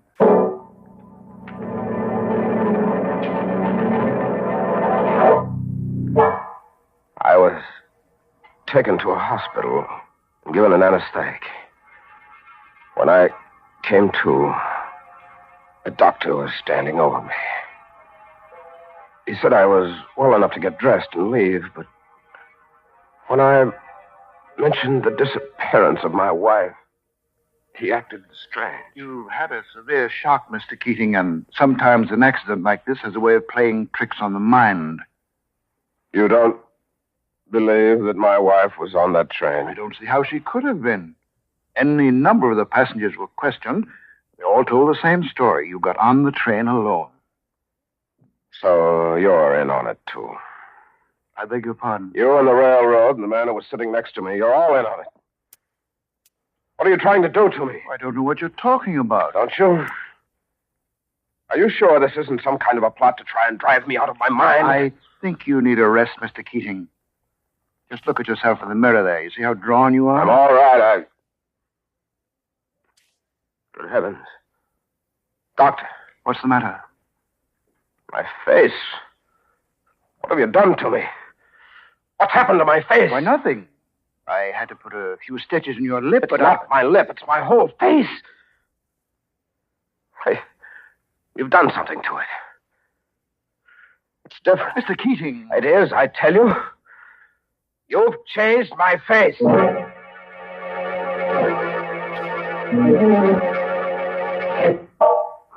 The next morning, I went straight to my house on Pine Street. I had no key, so I rang the bell, hoping against hope my wife would be there to answer it. But when the door opened, I was face to face with a gaunt, middle-aged woman I'd never seen before. Yes? Who are you? I beg your pardon. Come on, answer me. Who are you? Well, I'm the housekeeper. Don't lie to me. We don't have a housekeeper. What are you doing here? I don't see why I should answer your question. You'd better answer them. I'm Mr. Keating. Who? Mr. Keating, I live here. Where's Mrs. Keating? What have you done with her? You must have the wrong address. What do you mean? Nobody by the name of Keating lives here. What? I work for Mr. and Mrs. Drury. Don't you see the nameplate on the door? Yes, I see it. When did you put it there? Last night? You got the wrong address, Mr. Oh, I have, have I? You see that picture over there? The one on the hall table? Yes? That's a picture of my wife. I beg your pardon, sir, but that's a picture of Mrs. Drury. Drury. Drury. I didn't know anybody by the name of Drury. I couldn't imagine why he or anybody else would go to so much trouble to keep me from my wife. I walked down to the corner drugstore to phone the police. But just as I got there, a car drove up and stopped. In it was the man who sat next to me on the train. I hurried over to speak to him. You remember me? Why, yes, of course. Did you find your wife? No. Oh, I'm sorry to hear that. Can I be of any assistance to you? I work for the railroad, you know. Yes, I had a feeling you did. What's your name? Rory. Rory? You live in the white house around the corner? The one on Pine Street? That's right. How did you know? I was just over there. I thought it belonged to a man named Keating. Well, it did originally. You knew him? Knew him? Yes. Why do you speak in the past tense? You sound as if the man were dead. Well, didn't you know? He is dead. You can't imagine what it was like to have him tell me that Eric Keating was dead.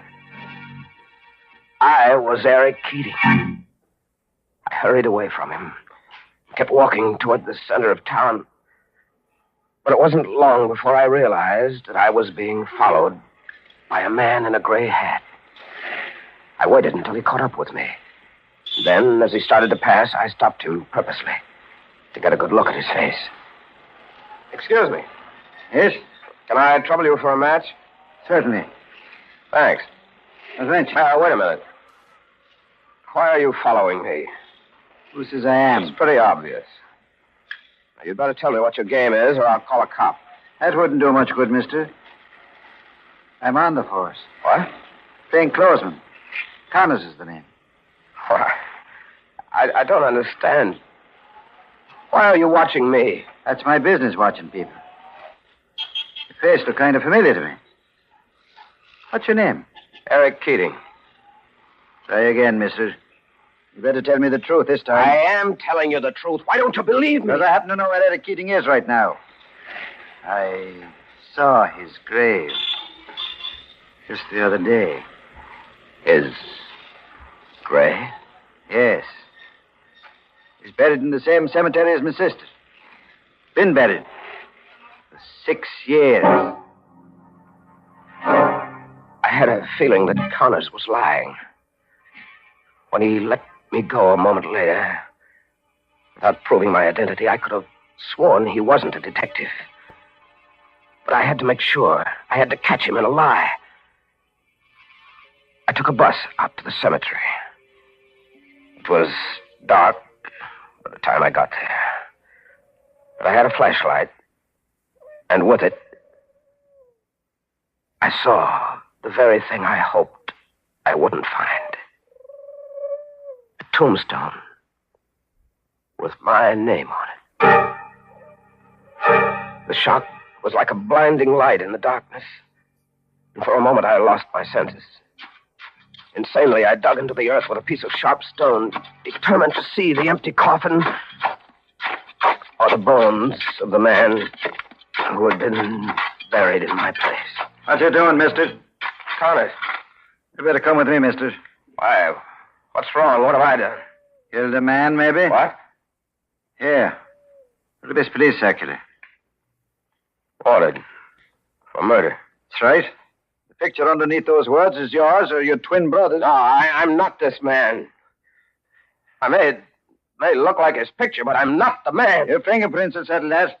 We've got his on the circular. Now we've got to get yours. Any objections? Yeah. I won't go with you. Don't you hold it!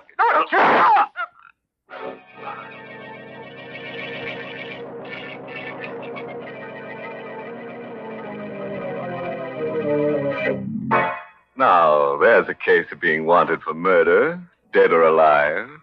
And this guy Keating seems to fit both conditions very well. I'd hate to see him get killed, though. It'd be like killing two birds with one stone. I'm really sorry for that poor man. He's so confused. I should say so, Mary. Imagine digging up a grave and finding yourself in it. Hmm? Well, that proves that a man can be two places at the same time. Nonsense. That's impossible. But you know, as far as killing two birds with one stone is concerned, that's easy. Any lady can do that just by sending in for the Lipton sterling silver medallion. What? Yes. You see, this sterling silver medallion is not only lovely, but it's a very useful piece of jewelry as well. It's just the thing to brighten up a simple silk dress or a dressy suit. And it can be worn as a necklace or a choker, or simply by removing the narrow black rayon satin ribbon on which it's hung, you can add it to your charm bracelet. And the medallion makes such a smart appearance. It's made of real sterling silver, and it's decorated with the Chinese characters that stand for good luck. So you might say the medallion is a Chinese good luck charm. And best of all, ladies, the Lipton people are making it easy for you to own one of these handsome medallions. All you have to do is send 25 cents and the box top from a package of Liptons, the tea with the brisk flavor, to Lipton Tea, Box 92. That's Box 92, New York City. Well, Mary, if the medallion really brings good luck, I hope our friend Eric Keating sends for one, because he's going to need it. When we left him, he was telling us how a detective named Connors was about to arrest him for murder. Eric resisted, and they struggled at the cemetery. Connors fired a shot.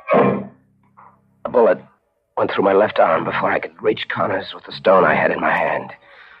I pounded it against his temple, and he dropped to the ground, unconscious. And I ran as fast as I could, holding one arm with the other, losing blood all the time. Somehow, I got away. I was exhausted by the time I staggered into the doctor's. Well, I guess you'll be all right now, Mr. Keating. Thank you, Doctor. Tell me, how did you happen to get this wound? I was carrying a jar, and I fell. You'd better not lie to me, Mr. Keating. The bullet was still in your arm. Who shot you? I don't know his name. Well, it would help a great deal if you did. I have to report this, you know. So you'd better tell me the truth. I will in a moment, Doctor, but first I'd like to ask you a favor. What is it? Do you know anything about fingerprints? No, not a great deal. Well, you must know something. Here, take a look at the ones on the circular. Hmm? Why is the circular torn in half? Never mind about that. Just look at the fingerprints. Mm-hmm. Now, look at the ones on my hand. Yeah. Would you say they belong to the same man? Unquestionably. Of course, I'm not an expert. No, neither am I. But I can see that those are my fingerprints, all right. Somebody's done a perfect job of framing me. Either that, or I'm a murderer. Mr. Keating, suppose I just report my work to the police and let it go at that. I can't let it go at that. Don't you understand? I've been framed every possible way. And if I let it go, I'll be sent to the chair. No, not if you're innocent. I can't take the chance. Well, I'm very much afraid you'll have to. I reached for the paperweight on his desk. I crept a little closer. And then... Keating, put that down! You fool! I struck him hard on the side of the head. His body dropped to the floor, and I bent over him. My heart was pounding against my chest. Something in the back of my mind kept driving me on. A voice kept saying, "Kill him! You're a murderer! Kill him!" I don't know why, but I struck him again. And again. And again. Until his lifeless body choked out its last breath. And then I knew I was a murderer. I hurried away in the darkness, took a bus to a neighboring town. I hired a room in a boarding house. I stayed there 3 days, hiding, not going out on the street. Then, on the 4th day, the landlady paid me a visit. You'll have to get out of here. I can't take a chance of having you around anymore. Killing that doctor. Weren't you in enough trouble already? Shut up, I gotta think. Gotta get out of here. They'll be searching this place before you know it. Why? Because you were here before. I never should have let you come back. Come back? Now get your coat and beat it. Where'll I go? Take it easy. I never let anybody down yet. Here, this is the address of a shack I own over near the waterfront. You can hide out there for a while.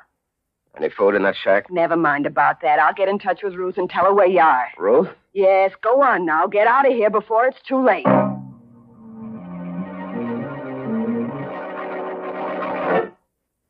I waited in the shack for 2 days before this girl, Ruth, showed up.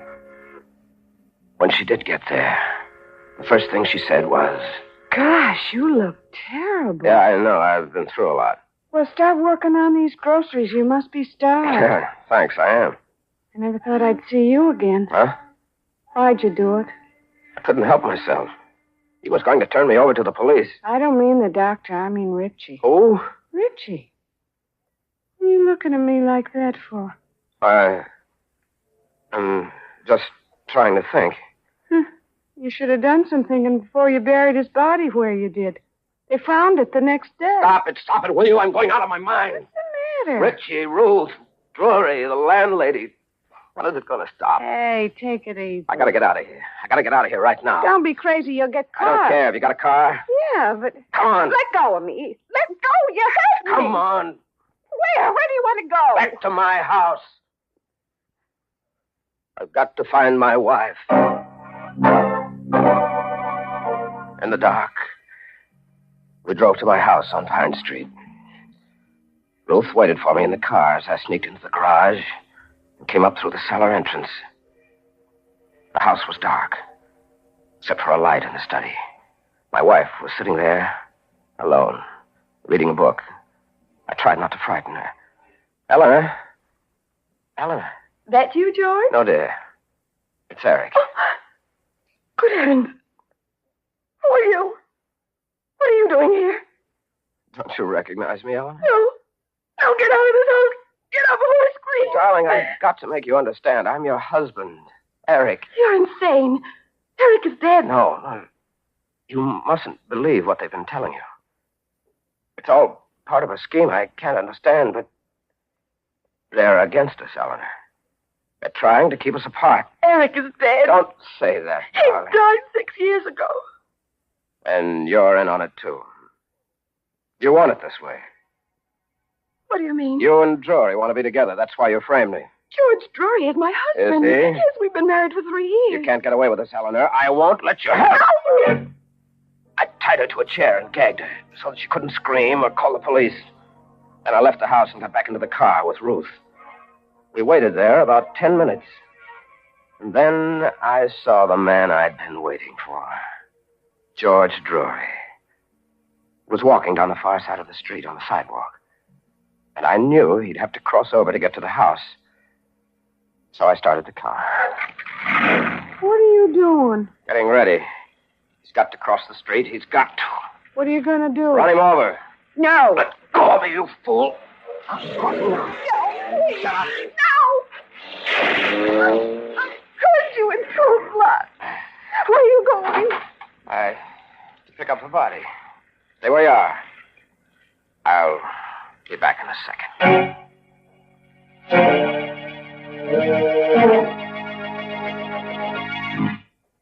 The three of us had a long ride that night. Ruth, George Drury's body, and myself. Automatically, I seemed to know where I was heading. Even though I had no destination in my mind. I made one turn after another, unconsciously almost, until at last I came to a dark stretch of road along a railroad track.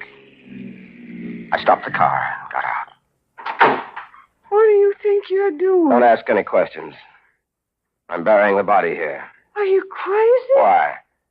Don't this place look familiar to you? Huh? Yes, I think it does. Can't remember why. You lost your mind completely. Will you stop talking like that and tell me what's wrong with this place? Why can't I bury the body here? Because it's the same place you buried Richie. Richie. Who is Richie? Why am I wanted for his murder? You're wanted because you killed him in cold blood just the way you killed Drury. Only Richie was your partner. You pulled all your jobs together. It couldn't have been me, Ruth. Not me. I didn't know Richie. I'm Eric Keating. Is that your real name? You never told me the real one. All right, but what's that? Sounds like... Yeah, it's the police. Quick, we've got to get out of here.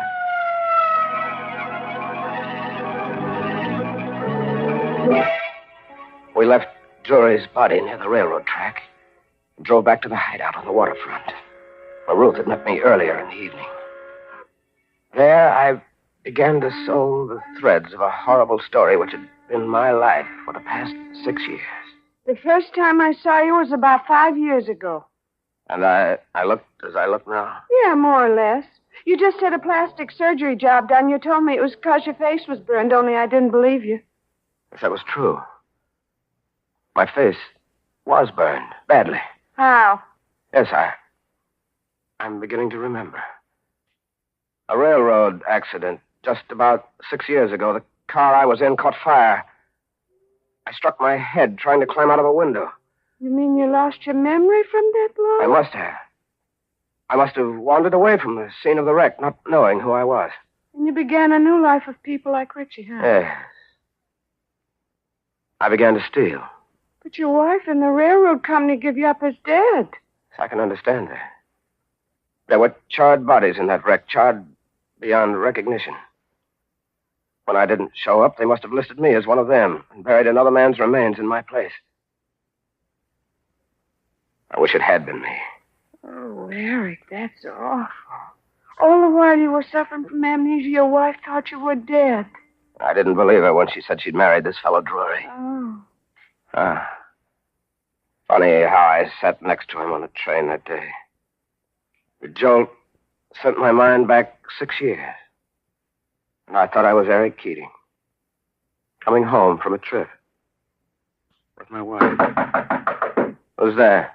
Come out with your hands up, Katie. It's the police. They got this place surrounded. You better do what he says, Eric. What for? Why prolong the agony any more than I have to? Eric, don't call me Eric. Eric Keating is dead. Now let this other man die the way he should have died. Eric, don't be a fool. You can't get out that window. The cops got him covered. I know it, Ruth. I know it. It's all right. I wanted it just this way.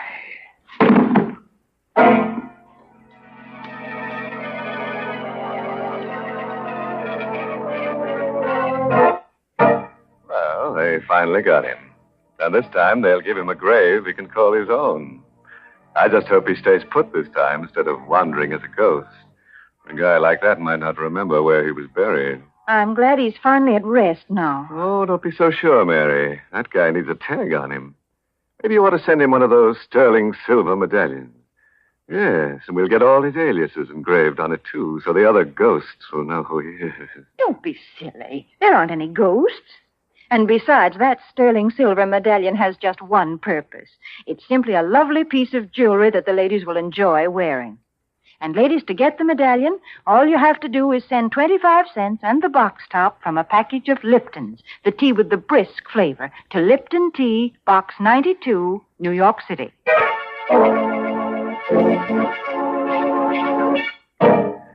Well, it's time now to button up my shroud and start combing the catacomb. If you insist on a moral for tonight's story, try this. The evil that men do doesn't always live after them. Sometimes it catches up with them. When it comes to gifts and holiday cheer, well, I feel like I may be a bit out of practice, but I am trying to learn and remember. Oh, to remember. What a simple thought, a simple concept, something you truly don't appreciate until you no longer can do it. As they say, you don't know what you've got until it's gone. But of course, you don't know what you've got until you're gone, is probably a better way of putting it. Oh, what's that? Oh, no. Another log on the fire. We'll stay warm and merry. You don't worry one bit about that. Now I think it's time for a simple, happy holiday story. In just a moment, Autolite presents Suspense with Herbert Marshall. 'Twas the night before Christmas, and in Santa Claus' sleigh, the electrical system was plenty okay. The ignition was perfect, worked like a dream, and the sleigh ran so smooth it made Santa beam. What was Santa's secret, Otto? I heard him exclaim as he drove out of sight, "It's no secret at all. It's just Autolite." Now, Harlow. You see, Hap, with all the kids in the world depending on old St. Nick Christmas Eve, he plays safe by replacing old or worn-out parts in his Autolite-equipped sleigh, with Autolite original factory parts. Resistor spark plugs, stay full batteries, distributors, starting motors, coils, generators, wire, and cable. All famous for their Autolite ignition-engineered dependability. Santa does it. Why don't you? Harlow, let's switch from Santa to Suspense.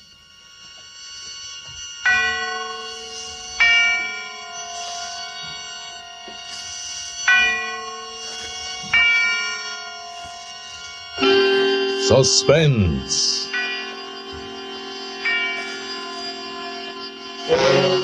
Autolite and its 60,000 dealers and service stations bring you radio's outstanding theater of thrills. Starring tonight, Mr. Herbert Marshall in Anton Leader's production of John Collier's Holiday Story. A tale well calculated to keep you in suspense.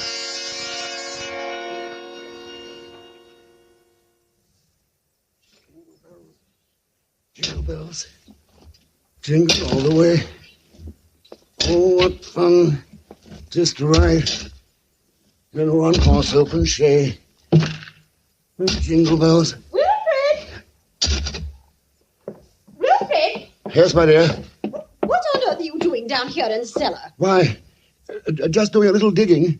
And why, may I ask, have you chosen this day of all days to dig up the cellar floor? Well, I thought as the weather's been so damp, this would be a good time to plant that little devil's garden I told you about. Devil's garden? Whatever nonsense is that? Oh, that was my little joke about it. You see, I've managed to get hold of the spores of several unclassified wild orchids. Oh. In their wild state, they bloom under damp masses of leaf mold. The Araucanian Indians call them devil flowers because they appear to bloom under the ground. Well, I'm sure the Araucanian Indians will be very interested if you succeed in growing these ridiculous flowers under the cellar floor. Whom else it will interest, I can't imagine. Ooh, what's that terrible smell? That's the leaf mold.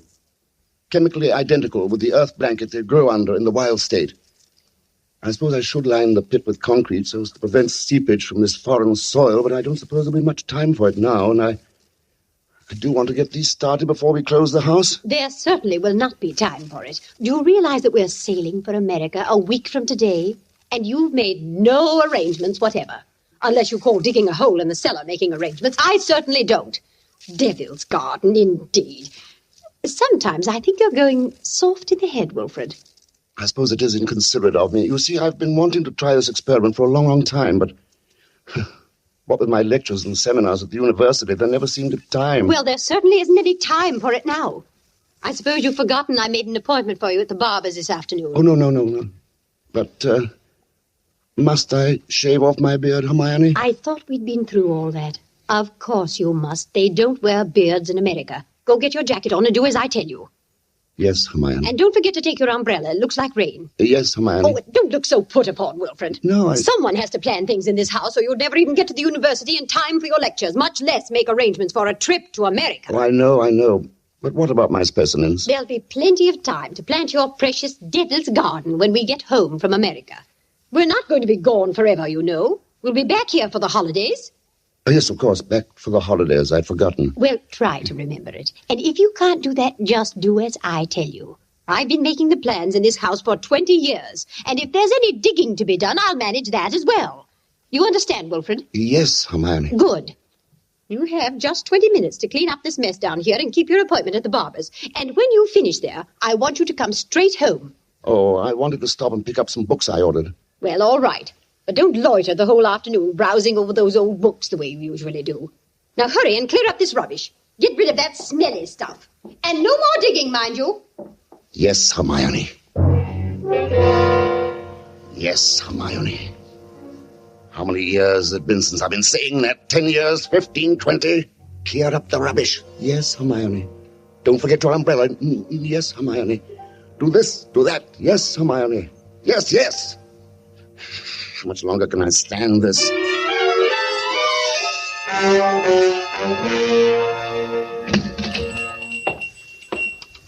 Good evening, sir. Good evening, Miss Markham. Why, it is Professor Carpenter, isn't it?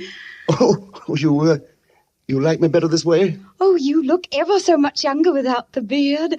20 years at least. 20 years. You'll be glad to know those books you ordered have finally arrived. Books? Phytotomy of phalloid gametophytes and coniferous shrubs of North America. Those are the ones you ordered, aren't they? Yes, thank you. You're very kind, Miss Markham. Why kind, Professor Carpenter? Not many young ladies in bookshops would go out of their way to look up rare books for an old professor of botany. Oh, you're not old, Professor Carpenter. Really, you look... And besides, I adore botany.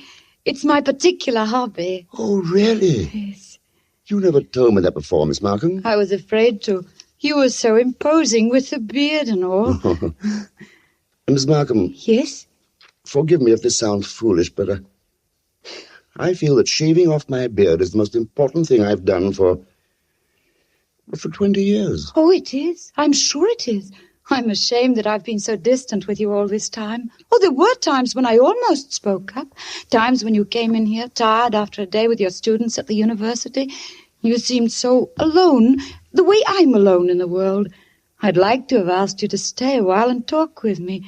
But some way or other, I wound up by giving you your change and letting you go on your way. You say you're all alone in the world? Since my father died. Did you never think of marrying? My father was a very remarkable man. I never found anyone who seemed to measure up to what he led me to expect of men.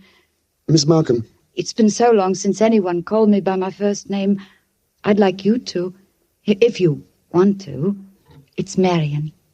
Marion. And yours? Wilfred. Oh, how long have you been alone, Wilfred? Alone? Oh, I knew you were a widower, of course, the first time I saw you. A widower? I can always tell. There's a certain sadness in a man's eyes, a sweet sadness, I think, when he's been married and then... A widower.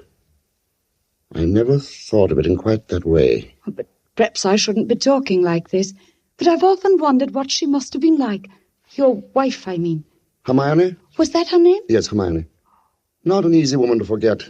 Very strong, always managing things. The house, my wardrobe, my friends. When we dined at a restaurant, she even ordered my food. She was always managing things. You might say she managed herself to death. Poor woman. She must have loved you very much.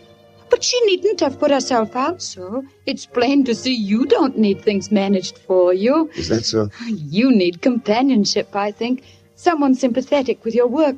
But the last thing on earth you need is a manager. How well you put it. The last thing on earth.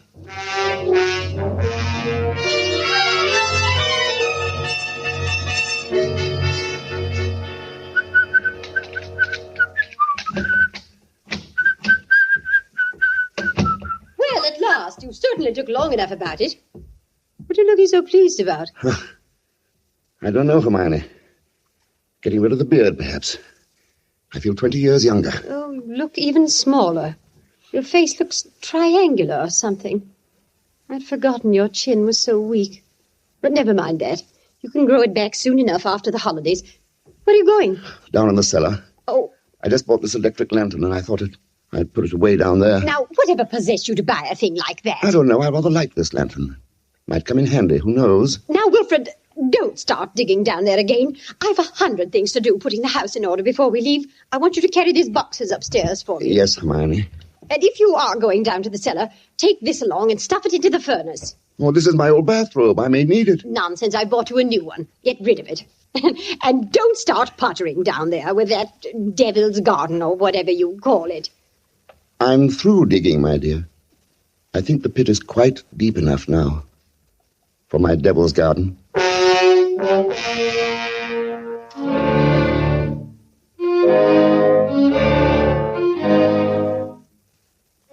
It would all have to be carefully planned, of course. Just as carefully planned as Hermione was planning the trip to America. We both went about our arrangements as the days passed. I spent all the time I could with Marion, and finally she consented. And then it was the last day, the big day. The day we were to sail for America. Operator? Operator, are you there? I'm still waiting on that call to Salisbury. Well, put them on quickly. Hello. Is this Paul Holt and Sons? It's Mrs. Wilfred Carpenter. Did you receive my letter? Good. Now remember, we'll be back for the holidays, and I want the job done without fail. What's that? Oh, no, I'm sure he doesn't suspect anything. Send the bill to me in New York as I instructed you, addressed in my name, of course. Oh, yes, I've already put them in the mail. You'll get them tomorrow. Thank you. Thank you so much. Oh, here you are, Wilfred. Where have you been? Backstairs. I dismissed the servants. Dismissed the servants? But I've asked some friends of mine into a farewell tea. Go and tell them it's a mistake. I'm afraid it's too late now. They've packed and gone. You have messed things up properly. How many times have I told you to leave things to me? I make the plans around here. Yes, Hermione. You'll have to do better than this when I plan the trip home, or we'll never in the world be back here for the holidays. Back here for the holidays, back here for the holidays. Must you keep saying that? Why not? We are coming back for the holidays, aren't we? Supposing I were offered a professorship in one of those wealthy American universities. Nonsense. Americans care nothing for botany. Luther Burbank was an American. That's different. What have you ever done except muck around in the dirt with a lot of roots and tubers? They asked me to lecture. That means something. Of course they ask you to lecture. Americans will pay to hear any foreigner deliver a lecture. Once. Now, there's no use getting yourself in a state about this, Wilfred. No doubt this extra money will come in very handy when we arrive back for the holidays. Precisely. And it's no good you're making a joke of it. Heaven knows where you'd be today if I hadn't got a sense of time. Yes, my dear Hermione. And as you've been so foolish as to dismiss the servants, you may empty the ashtrays and straighten up this room while we're waiting for the guests to arrive. I'm going upstairs to change. Call me when they get here. Yes, Hermione.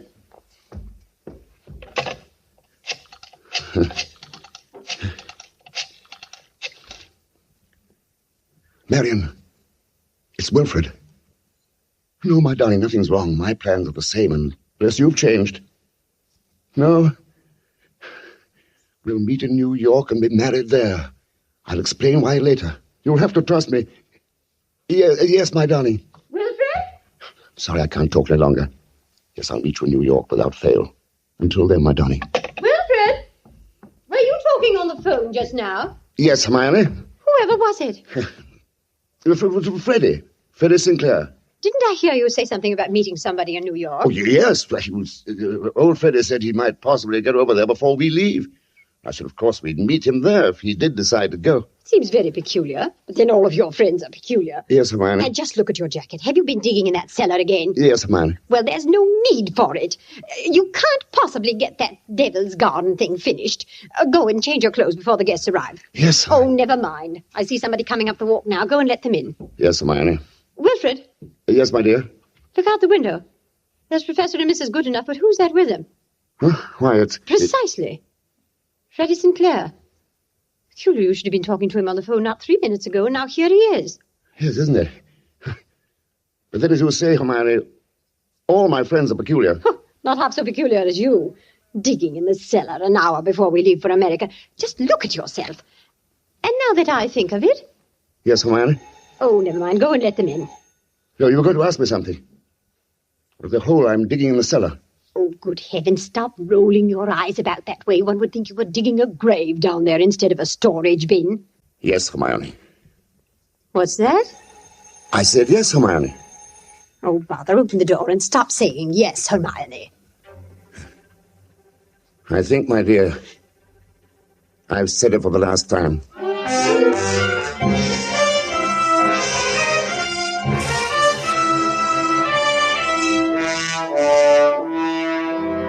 For Suspense, Autolite is bringing you Mr. Herbert Marshall in radio's outstanding theater of thrills, Suspense.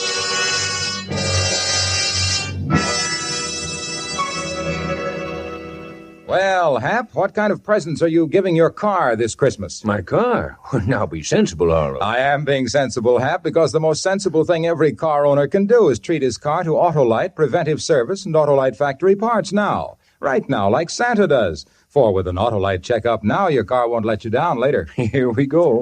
Look, Hap, Autolite parts are original factory parts on many makes of our finest cars. The same as those put in the car the day it was made. Resistor spark plugs, stay full batteries, generators, distributors, starting motors, coils, wire, and cable. Your car uses them all. Autolite makes them all. You know, Autolite parts and your Autolite-equipped car go together, like Damon and Pythias, like Duncan and Fife, like Chip and Dale. What's one without the other? Chip and Dale. So don't accept parts that are supposed to be as good. Get Autolite parts, for Autolite parts are built for your car, Santa's car, everybody's car. Arlo, you're wonderful. Why, you've got Santa and everybody switching to Autolite. So, friends, follow the footsteps of Dasher, Dancer, Dunder, and Blitzen, and whip on down to your nearest Autolite service station or the dealer who sells your make of car, and ask for original factory parts and service. Okay, Harlow. Right now, here's Suspense. And now, Autolite brings back to our Hollywood soundstage Mr. Herbert Marshall, starring in a gripping tale well calculated to keep you in suspense.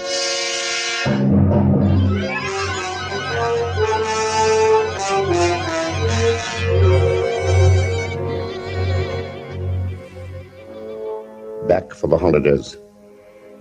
Hermione was so positive we would be back for the holidays.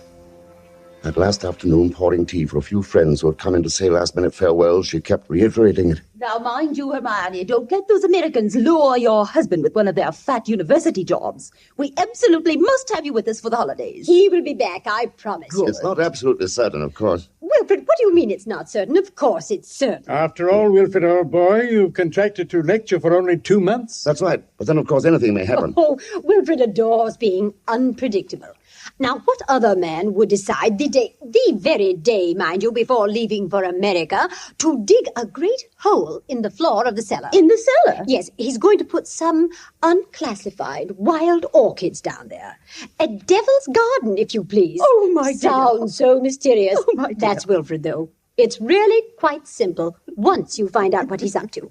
Now, take that telephone call he put through to you a few minutes before you arrived, Freddie. To me? Of course.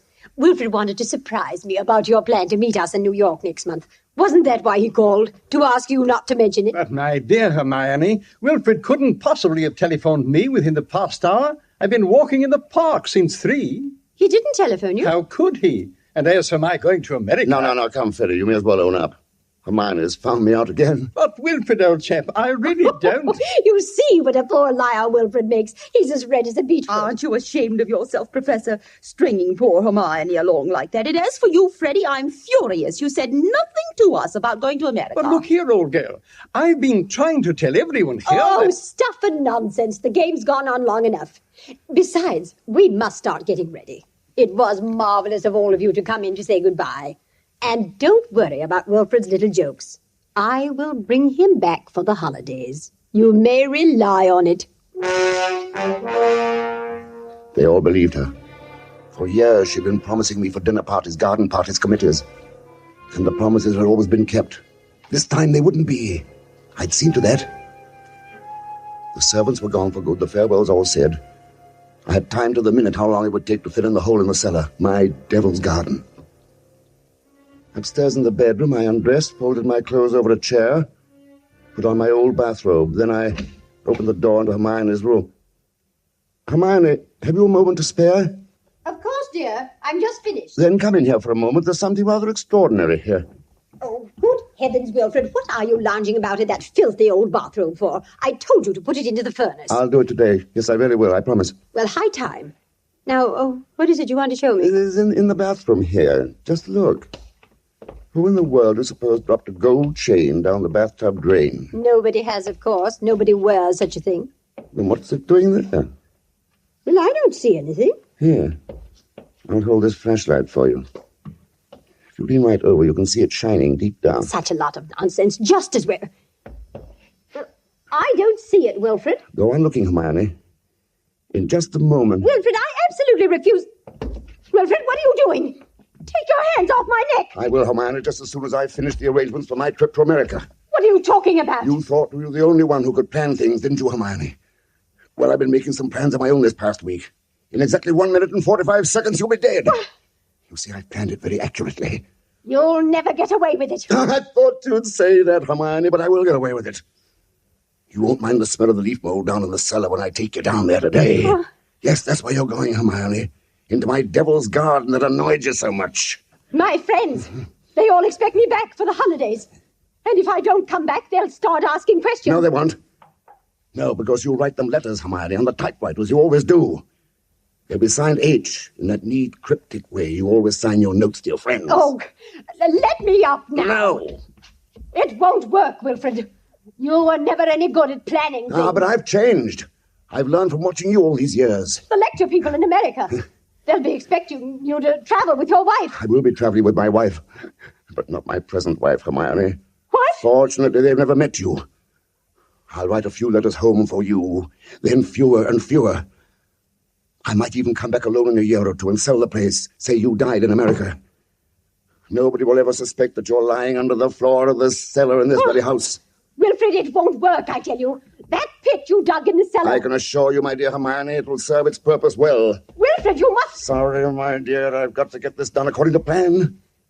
You have just 5 seconds to say your prayers. Wilfred, you must listen. The cellar... Don't do it, Wilfred!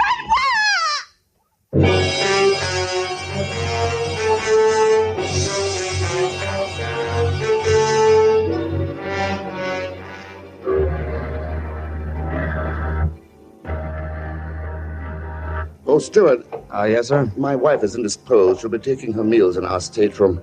For the whole voyage? Yes, for the whole voyage. Well, I trust your wife is feeling better this morning, Professor Carpenter. A little, yes. Not yet well enough to leave her cabin. Oh, I'm sorry. Oh, by the way, here's a copy of the radiogram you sent for your wife last evening. Oh, thank you. I'll just check it over. But look here. What is it? Did the typist make a mistake? No, nothing important. She can correct it later. For a moment, I had a feeling that Hermione had been leaning over my shoulder again, correcting what I had written. She always did. I had written a radiogram to Professor Goodenough and his wife. Have not been out of cabin the whole beastly trip. Wilfred well. Doubt will be back for the holidays. The copy read, no doubt will be back for the holidays. Exactly what Hermione would have written. Well, the rest of the voyage was uneventful. And Marion and I met in New York just as I had planned. Just as I had planned.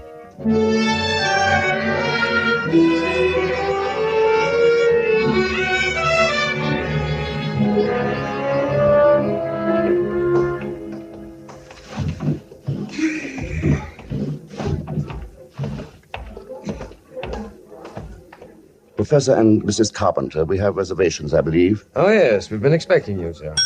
Boy. Yes, sir. Take Professor and Mrs. Carpenter's luggage up to their suite. You know, Mrs. Carpenter, you're quite a surprise. Oh?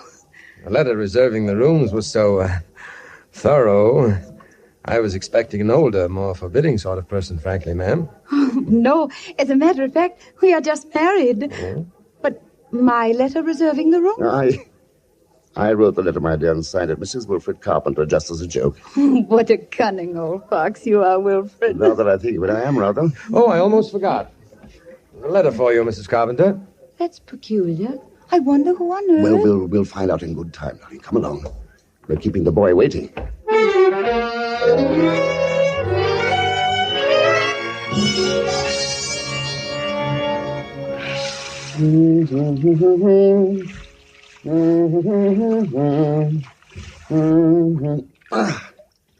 Nothing like a cold, brisk shower to put a man to rights. Wilfred, this letter... Oh, yes, the letter. Darling, dry my hair, will you? Yes, dear. It seems to be a bill of some sort from a building contractor in Salisbury. Oh, that's wonderful. Oh, bother, dry your own hair. Right, thank you, Miss Skip. Let's see this bill or whatever it is. Yeah. It's very puzzling, Wilfred. You were a widower, weren't you? I mean, Hermione isn't still alive. Oh, good heavens, no. Let's have that. Yeah. Mm-hmm. Dear Madam, that's a good one. This is to acknowledge your order, together with the keys to your house in Launceston Place. Our men had no difficulty in finding the place where your husband had begun the excavation in the cellar. But apparently he changed his mind at the last moment and filled it in again. What is it, Wilfred? Our men will begin digging tomorrow. You may rest assured that it'll be a professional job and will be completed in ample time for your surprise Christmas present to your husband. We are happy to be conspirators with you in this thoughtful gesture, and hope that Professor Carpenter will be pleased at the results of our work that he so quaintly calls his Devil's Garden. Very truly yours, Paul Holt and Sons, Contractors. What does it mean, Wilfred? It means that Hermione was right. I will be back for the holidays. Back for the holidays. Back for the holidays. Back for the holidays. Back for the holidays.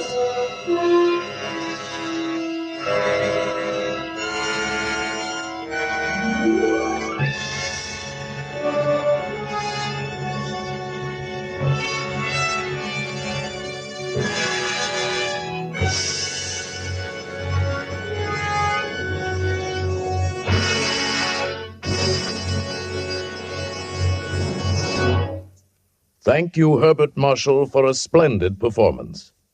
Mr. Marshall will return in just a moment.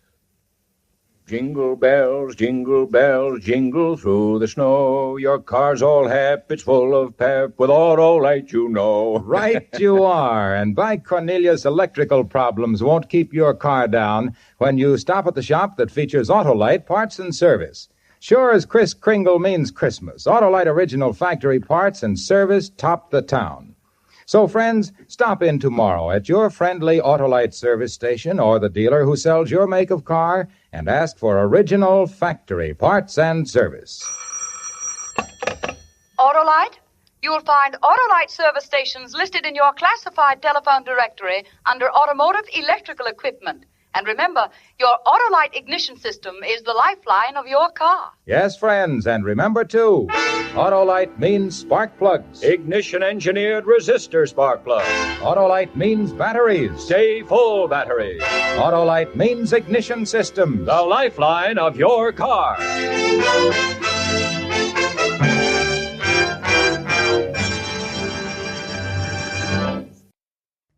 Well, my dear, I know it's getting a bit late, but you seem about as chipper as I do. Well, it might be ironic to refer to myself as full of life. I'll extend that to you. What's that? Oh, of course. Another log on the fire. I lose track of time so easily these days.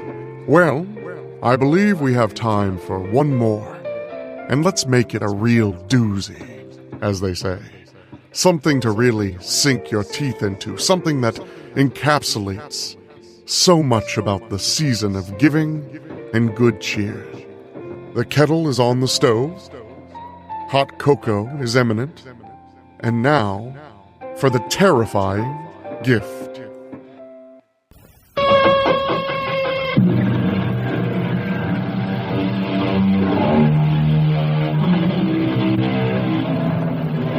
Come in.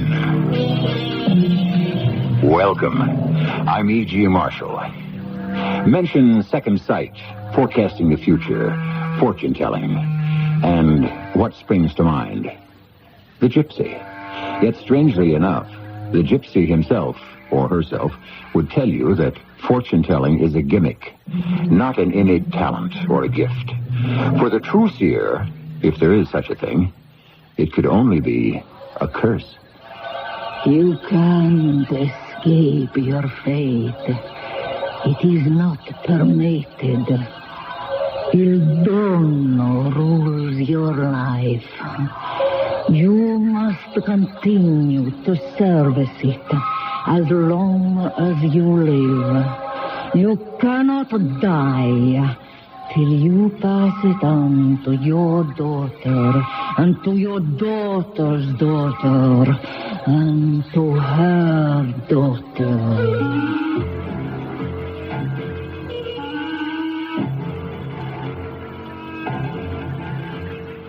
Our mystery drama, The Terrifying Gift, was written especially for the Mystery Theater by Ian Martin and stars Roberta Maxwell. I'll be back shortly with Act One.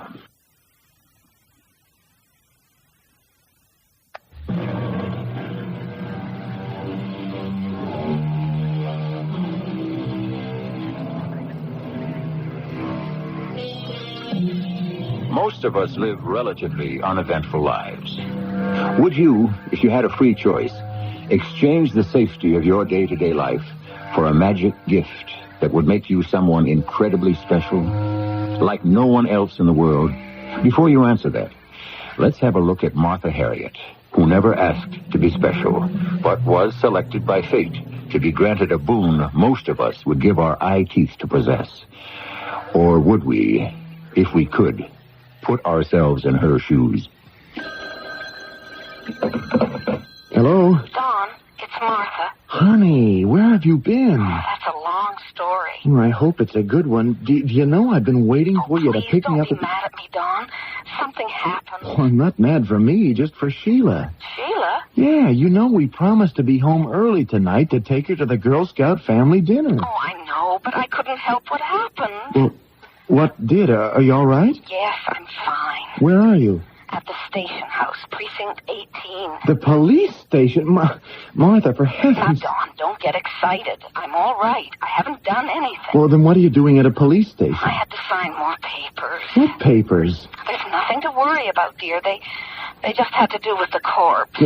The corpse, Martha? No, I shouldn't have said it that way. She was quite a sweet old lady, even if she was, well, strange in the head. Martha, what are you talking about? About the old lady who died in my arms. What old lady who died? Oh, just a minute, darling. What did you say, Lieutenant? Oh, yes, of course. Then I can go? Oh, that's fine. Lieutenant Leo says I can go now. You hop a cab then and get right down here. Subway'll get me there in 20 minutes. Okay, meet me at the garage. It's closer. It'll save time.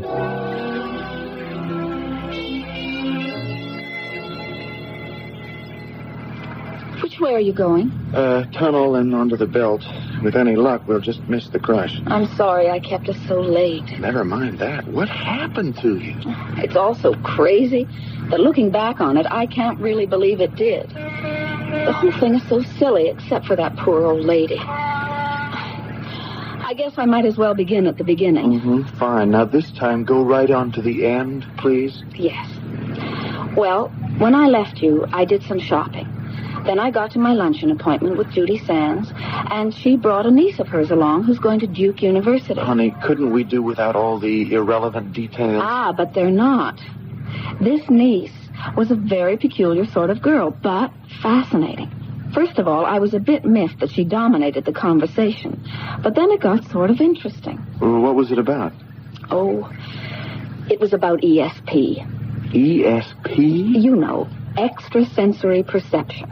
Mind reading, clairvoyance, that sort of thing. This girl is a serious student on a scholarship grant. So, how did you get arrested? I didn't get arrested. Well, you ended up at the police station. If you'd just listen, I'd explain. Well, after lunch, it was still too early to meet you. So I started wandering, window shopping, thinking of all the things that kid had said, when all of a sudden I spotted this little shop with Signora Buonafortuna written across the top of the window. Know your future. Private readings. Reasonable prices. Come in. You went to a fortune teller, for crying out loud? Well, I had some time to kill. And it was the kind of thing we'd been talking about at lunch. And I was curious and... So, you went in? Yes. I couldn't help myself. I was drawn to it. I opened the door. There was a little old lady sitting. The oldest person I've ever seen. You wish a reading? Well, I don't know. I was just curious. Who is not curious about what the future holds? Come closer, child. I'm not really sure I want to. Oh, you are very pretty. Yes, Bellina. Let me see the hands, please. I think maybe I'll change my mind. I don't really believe... Dio mio. Madame, Signora, are you all right? I should have known. He would send you at last. He? Who would send? The good Lord who watches over us all. Benvenuto, Luisa. Welcome home. Look, please, let me go. My name isn't Louisa, it's Martha Harriet. No, your name is Luisa Alberni Buonafortuna. No, please. My husband is waiting for me, and... So, you took the name of your husband, but before that... Before that, my name was Martha Banks. And before that, it was Luisa Buonafortuna. Now, you listen to me. I tell you the truth. There is only truth told here. But I'm not this Louisa, whoever she was. She was my granddaughter that I have not seen in 30 years. Oh, I'm sorry. Did she die? I never knew.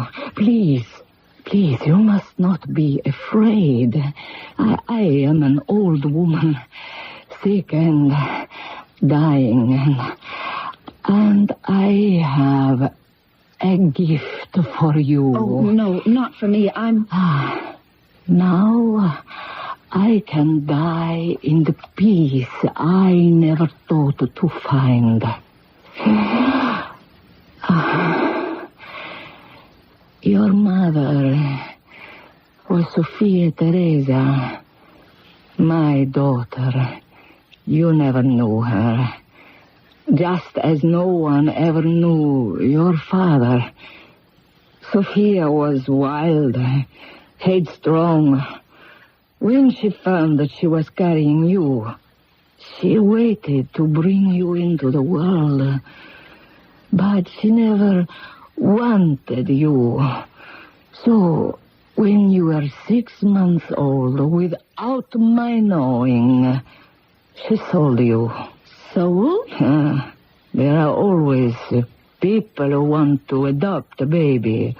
Oh, no, Avocado arranged it for her, and she went back to the old life. You couldn't stop her?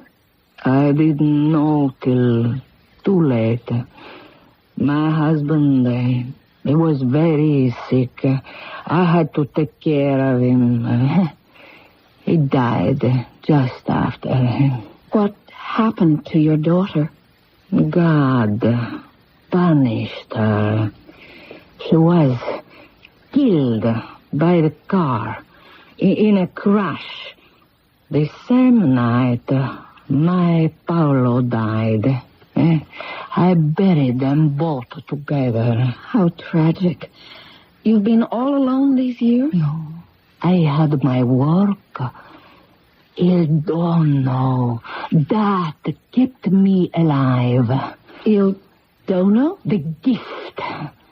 The second sight. But surely if you can see into the future, couldn't you have tried to stop these things from happening? It is not permitted for the one with il dono to know what is to come to her or to those of her blood. Oh, I see. It's been a long, lonely time, Louisa. But now you are back. I can die in peace. Yes, but I'm not Louisa. And if you'll forgive me, I really must leave. No, not until I pass on il dono. It is yours now. I know I can't accept it. No, you must. Since the ancient days, it has been passed on from mother to daughter to the last remaining girl child. The chain cannot be broken. The holder of this gift can never die until she can bestow it on the follower. But it wouldn't be any good to give it to me. I'm not the person you think I am, and I don't want it. You cannot refuse.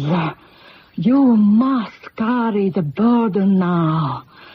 Luisa, Alberni, buona fortuna. To you I give il dono. Signora? Signora? Oh, dear Lord. Now what do I do? What am I going to do? That's quite a story, honey. What did you do? Well, I just couldn't leave her. She was dead? I thought so. But I couldn't be certain. I called that emergency police number.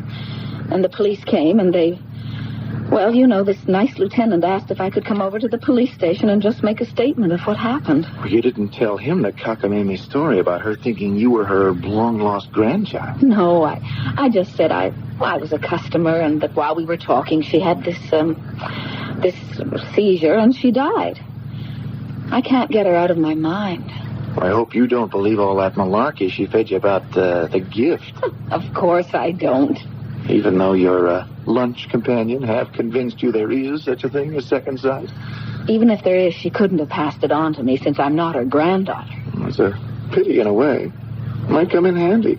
I mean, you wouldn't like to try to close your eyes, see if you can project to a poor but honest stockbroker what's going to happen in the market tomorrow?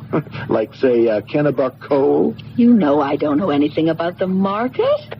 Now, come on. Oh, let's drop this whole subject. Get home. Sheila will be chewing her nails thinking we're going to disappoint her.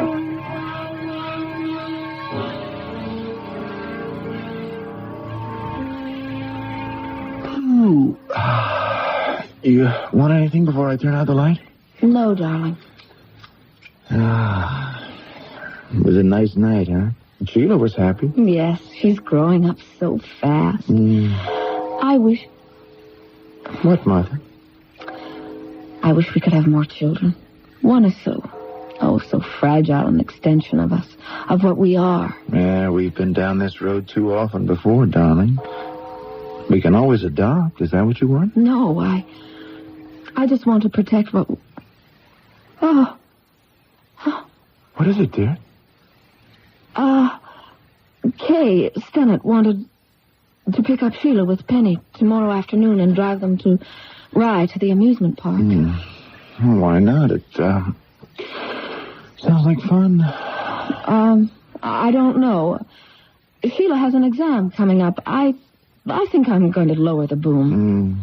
No, whatever you say, darling. You run the home ship. You don't think I'm being too... Okay, for you. Or whatever anyone else thinks. I'm not going to let Sheila go with Kay.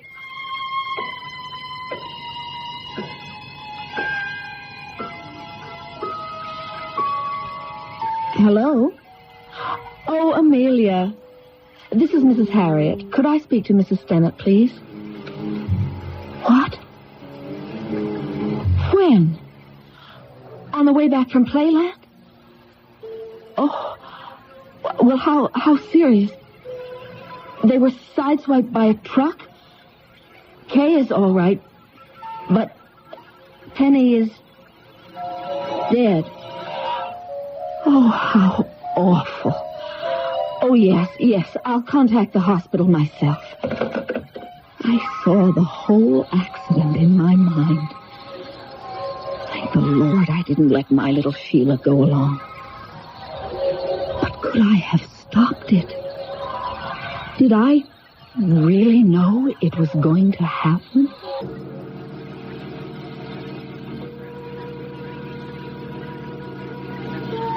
Now, here is an intriguing circumstance. Is the death of her daughter's playmate a quite natural coincidence? Or did Martha really have a prescient knowledge that disaster hovered over the trip to Playland? Was it just a lucky hunch that saved her daughter? Or has she really been given the gift? Can she now read the future? I shall return shortly with Act 2.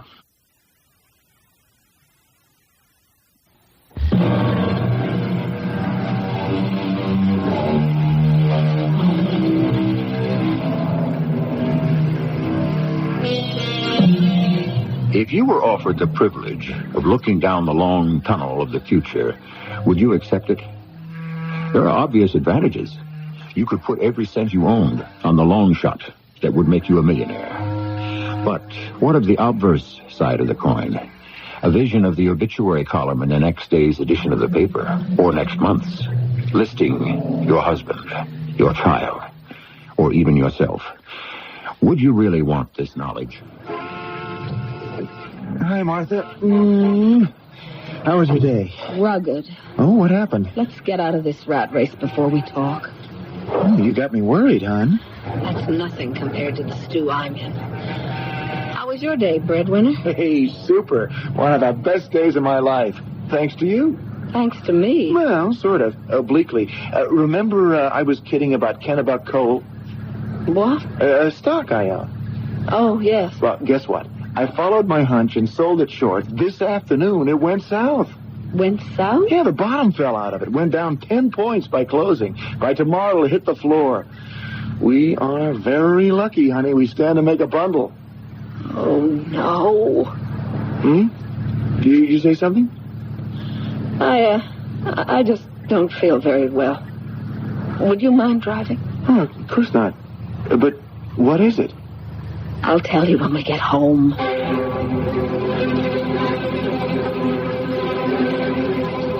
You saw the accident? I don't know how else to say it, Don. It was last night when we were going to sleep. And I closed my eyes, and suddenly it was all there.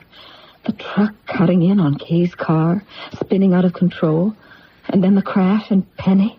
Yes, what about Penny? I knew she was dead. Don't you understand? I knew Kay was all right, but that Penny was dead. Just as Sheila might have been if I'd let her go along. I saw it. I knew it. Honey, what's the matter? Don't get so upset. You look scared. I am scared, Don. Of what? Of what happened yesterday. You mean you think that old gypsy fortune teller, whatever she was, put some kind of whammy on you? Oh, come on, honey, that's silly. Is it? Is it, Dawn, after my seeing Kay's accident before it happened? Well, sure it is. You were dead tired and rattled last night after a pretty harrowing experience. That poor old dame dying practically in your arms like that made the rest of the nonsense haunt you. But I knew there was going to be an accident. Oh, you just had a hunch. Like I did about the stock. Come on, you can't read the future. You don't have second sight any more than I do. I hope you're right. Well, how's Sheila taking the accident? She's devastated. Penny was her best friend. Where is she? In her room, resting. Dr. Schultz told me to give her a sedative. Maybe I'll look in on her. That would be nice. That old lady making me out to be somebody else, giving me all that mumbo-jumbo about being her granddaughter and the gift and... Don, would you mind if I booked a flight to Cleveland tomorrow and flew out to see my mother? What for? I think for my sanity, I've got to find out from her who I really am.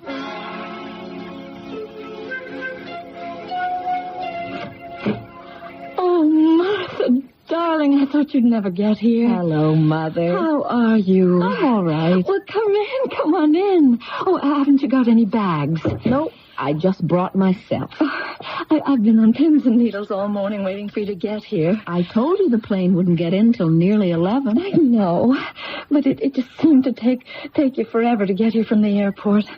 Oh, frankly, darling, since you called me yesterday, I've really been out of my head worrying what this trip is all about. Oh, it's not trouble between you and Don. No, Mother.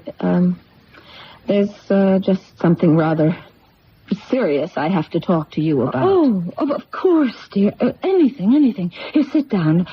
Oh, you do look so tired. You want something, dear? Tea, coffee? Nothing. But I will sit down. Sit here on the couch with me, Mom. Of course. What is it, darling? I'll try to help. You always have. Something... very strange happened to me the day before yesterday. An experience that's really shaken me up terribly. What? Well, what happened? I went to a fortune teller's place. You? Oh, you never believed in such trash. I was shopping in New York, and it was too early for Don to be able to leave the office, so I wanted to kill some time. There was another reason, but it doesn't matter anymore. The point is, I went. And this charlatan person prophesied that something dire was going to happen to you? No. It wasn't about my future at all. What I learned about was my past. Your past? Yes. There was a very old lady there who looked at my palm and insisted that I was her granddaughter. Her granddaughter? Yes. That her daughter had me illegitimately and put me out for adoption. That my name was Luisa Alberni Bonafortuna. And you believe that? I don't know. But it has become the most important thing in my life, that I know. Am I this Luisa? It's a very pretty name. You haven't answered me, Mother.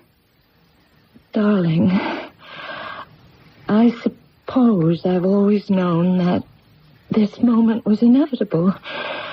I've prayed all your life that it wouldn't be, and I have dreaded that it might. I'm not your real daughter. No, darling. No, you're not. We adopted you when you were 6 months old, and you never told me. There were so many times when I thought we should, but I didn't want to lose the way we were, Martha. The two of you were my life. You especially, Mom. Oh, Martha, I'm so ashamed. Am I really Luisa Bonafortuna? I honestly don't know. You see, a lawyer made all the arrangements for us. We never knew your real name. But I could have been she. Yes.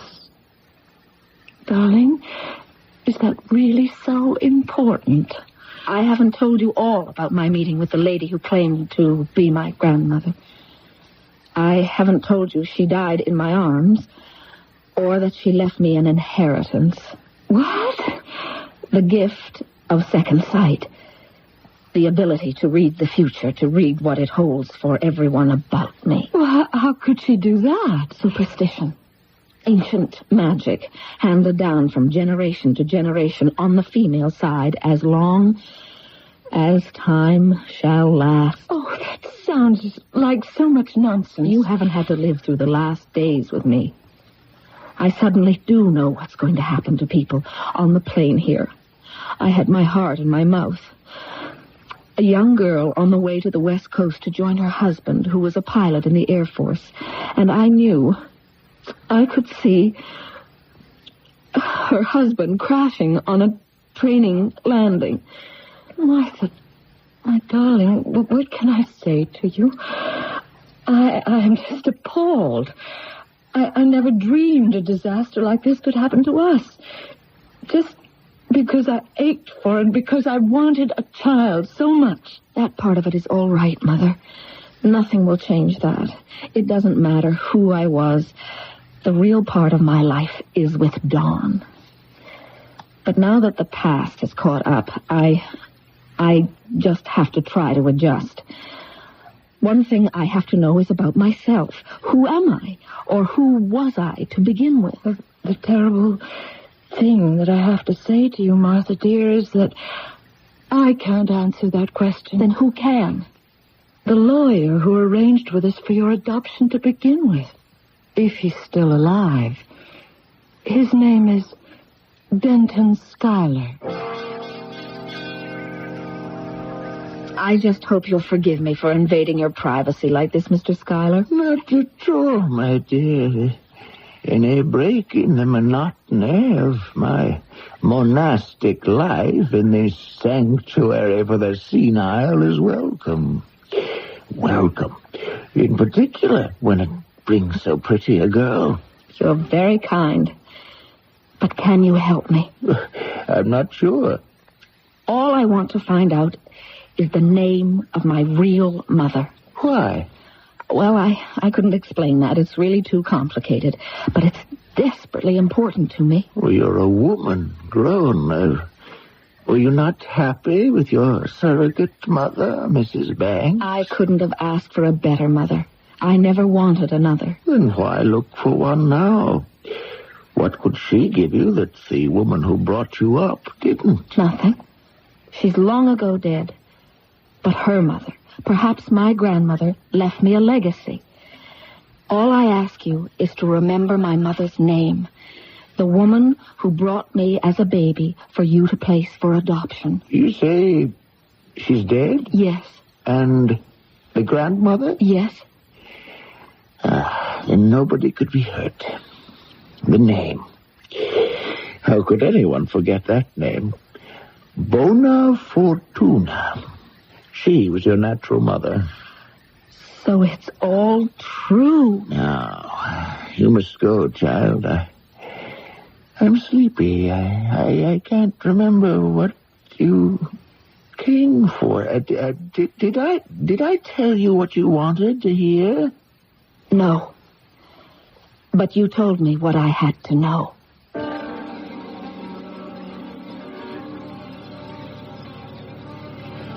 What now, Martha, darling?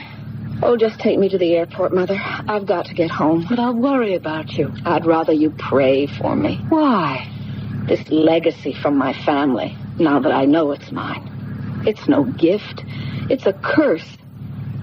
I'll just have to try to learn to live with it. If you really can foretell the future, dear, there must be some good things about it. Yes. At least I can reassure you that the plane I'm going to fly in won't go down.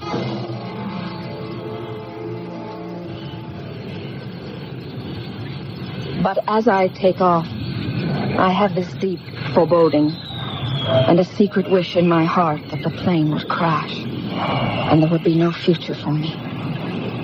But I can't wish that. I can't hurt other people. But beyond doubt, I know that the only way to neutralize what I feel is so strongly an evil power is to sacrifice myself.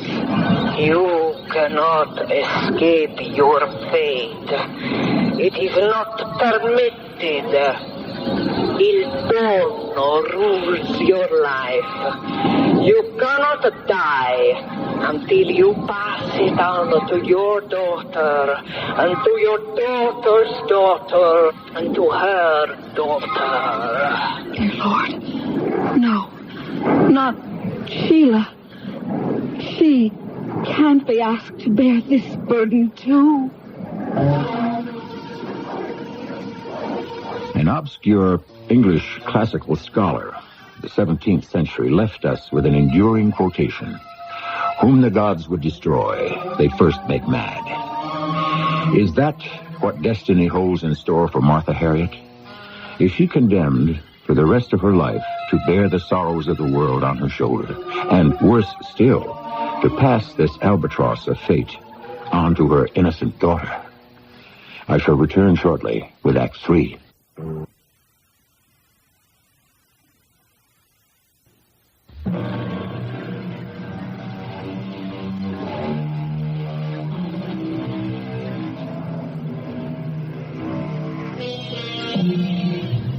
Martha's future is as dark and speculative as all of ours.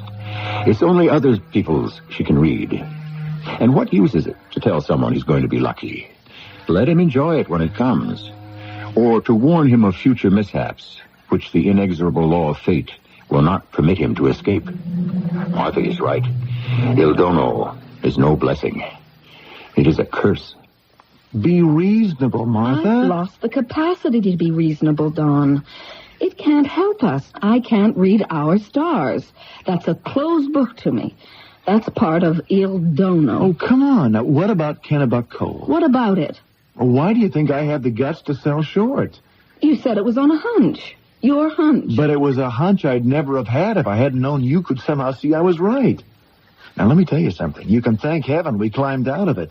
You must know how extended I am, how near we are to the ragged edge. No, Don, I don't. Being a stockbroker's a chancy business. Now, if I can't swing something big soon, the firm may be in serious trouble.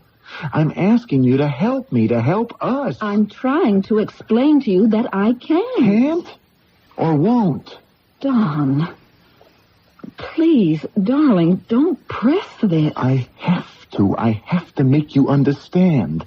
Now, how much is it going to drop tomorrow? I won't tell you. Oh, this time it won't. That means you do know, right? Don, for pity's sake, help me. Don't fight me. It can't be used for me or anyone close to me. Well, you knew that Kay and Penny were going to have the accident. Oh, don't remind me of that. Yes, I knew about them. I didn't see Sheila in it. If she'd been a victim, too. Don't you understand? I wouldn't have. That's the blind spot. But you can shut your eyes and see tomorrow's stock reports. You can tell me about those. No. Even if I could, I wouldn't. Don, please, I don't want this power. I don't even want to believe I have it. It's only destructive. Look what it's doing to us. We're quarreling seriously for the first time in our marriage. You actually hate me right at this moment. I think as long as you've been struck by lightning, you might as well use the gift you have. And all I want to do is to get rid of it. Or better still, to prove that it was all a delusion, a sort of sickness. Hmm? And how do you propose to do that? I've made an appointment with a psychiatrist. Let's see what he can do for me.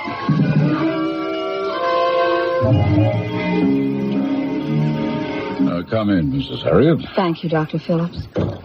Won't you sit down, please? Don't I ever get to lie on the couch?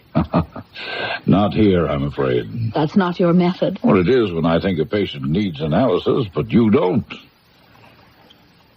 You see, I'm afraid there's no way I can help you. What? I think I will sit down. Let me explain. When you first came to me last week, I was confident that I would be able to help you. During that visit and your 2 subsequent visits, I reviewed in depth your medical history, your mental state, your psychiatric balance. And I found that you were an eminently healthy, well-balanced, intelligent young woman. With one very large problem that upsets all that. Yes, and a most intriguing one. I must admit that in my practice I had never encountered such a strange and persistent hallucination. But I found myself at a loss to diagnose its cause. Maybe foreseeing this terrible accident in which my friend's little girl was killed was just, overprotectiveness on my part, because Sheila is an only child. And foretelling the stock report? It could have been a lucky guess. And the things that you foresee happening to everyone you come in contact with that you can't shut out of your mind? I don't really know that they're going to happen. I could just be guessing. That old woman had such a blazing intensity that perhaps she just mesmerized me into believing that I have a power I don't have, that I don't want. Yes, I can understand that. But it isn't something you can run away from. I don't want to run.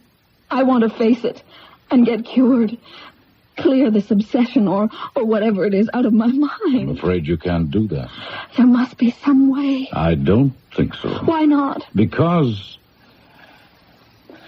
my dear, you are a true clairvoyant. It isn't a disease or a sickness or hallucination. It's a gift, a true gift.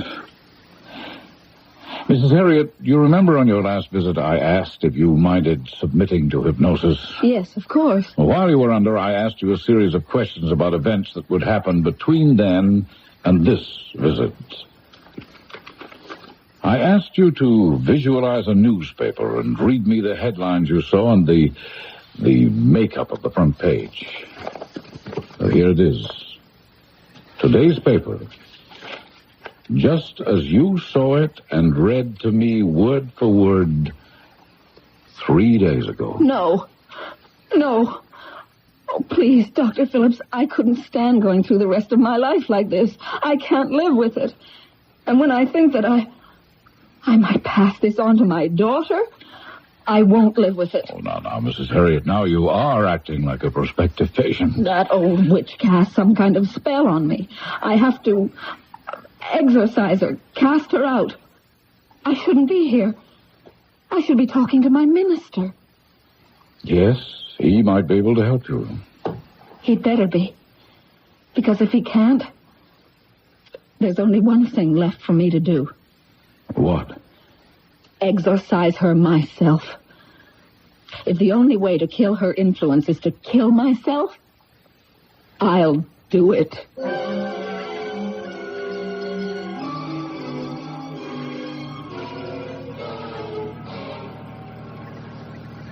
Why not end it all right now? One turn of the wheel and the car goes through the guardrail and down the mountain into the river. Not for me. For Sheila. Why not? Because you can't. Signora. Grandmother. Please, help me. Free me. I can't, cara mia. It is our fate. We who are chosen. We must live with it. But not my little daughter. Not Sheila. She cannot escape it. You must pass it on. I won't. You have no choice. I could take my life. This evil thing would die with me. It will not. And you cannot. Try to turn the wheel. I can't. So, you must live with it. And your daughter and hers through the end of time, as it is written in the book. What book? The book of fate. The book of the devil. Oh, Lord, please help me.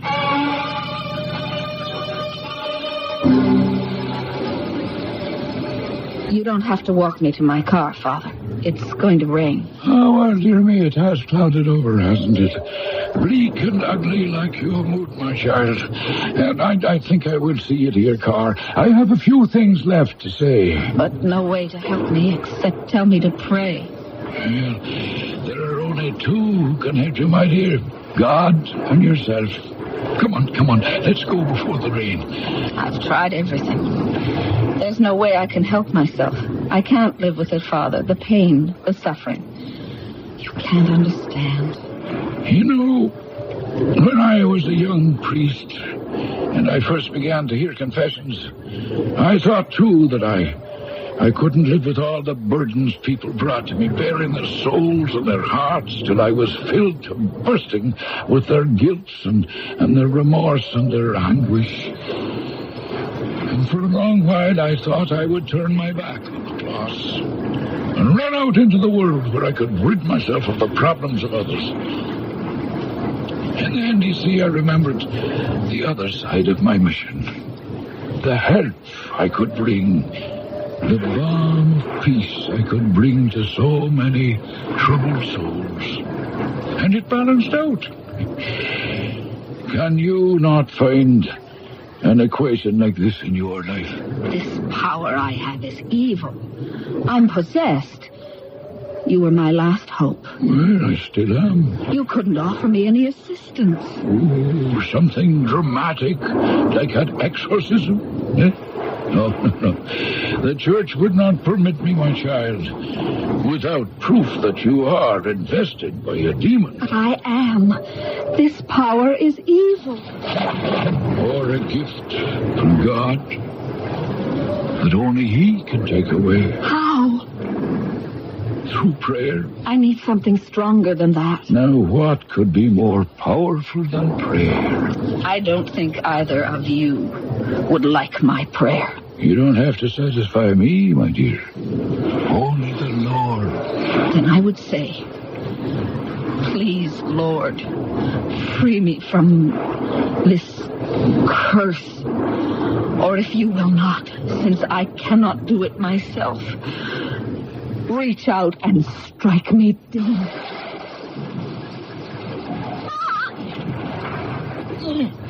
Mrs. Harriet! Oh, my dear sweet God in heaven. Oh, you poor lost soul.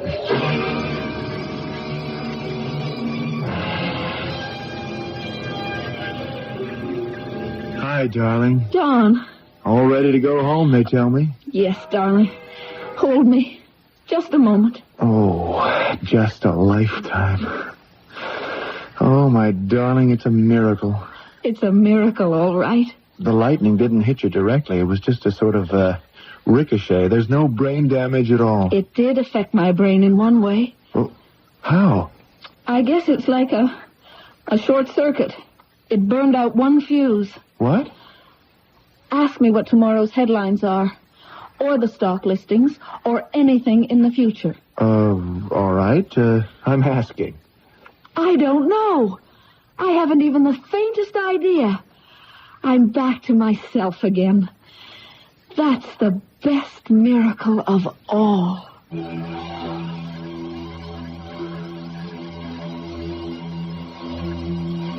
There it is. Are you willing to accept our story without question? Or must you rationalize? Okay, try this. If a sensitive woman was mesmerized into truly believing she could forecast the future, couldn't she just as easily believe in the trauma after being struck by lightning, that a gift she never wanted had been taken from her by divine intervention? It's up to you. I'll be back shortly.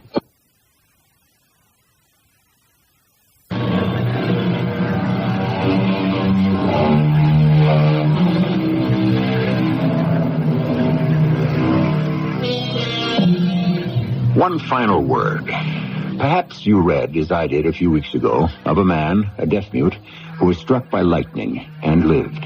Not only without damage, but with the miracle of being able to speak and hear for the first time in his life. Truth is stranger than fiction.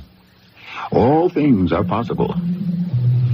Our cast included Roberta Maxwell, Russell Horton, Carol Keitel, and Ian Martin. The entire production was under the direction of Hyman Brown. This is E.G. Marshall inviting you to return to our Mystery Theater for another adventure in the macabre. Until next time, pleasant dreams.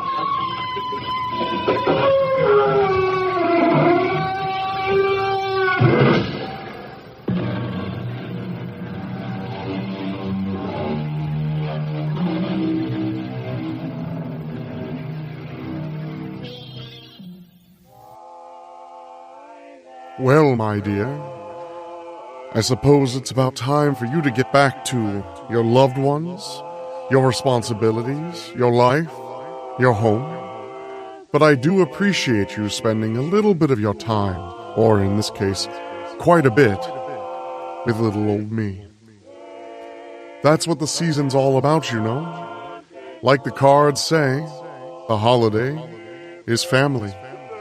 Just like the home is where you keep your heart. And while I may not have a heart to speak of, I certainly feel like I'm at home with you. So remember that, whether your holiday is filled with cheer and laughter and relatives and loved ones, or you're spending it alone, because you're never truly alone when you're loved.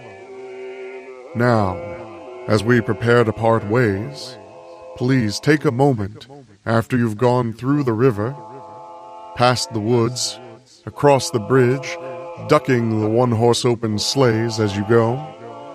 As you come home and prepare to lay your head on that soft, warm pillow and allow sugar plums to dance in your head.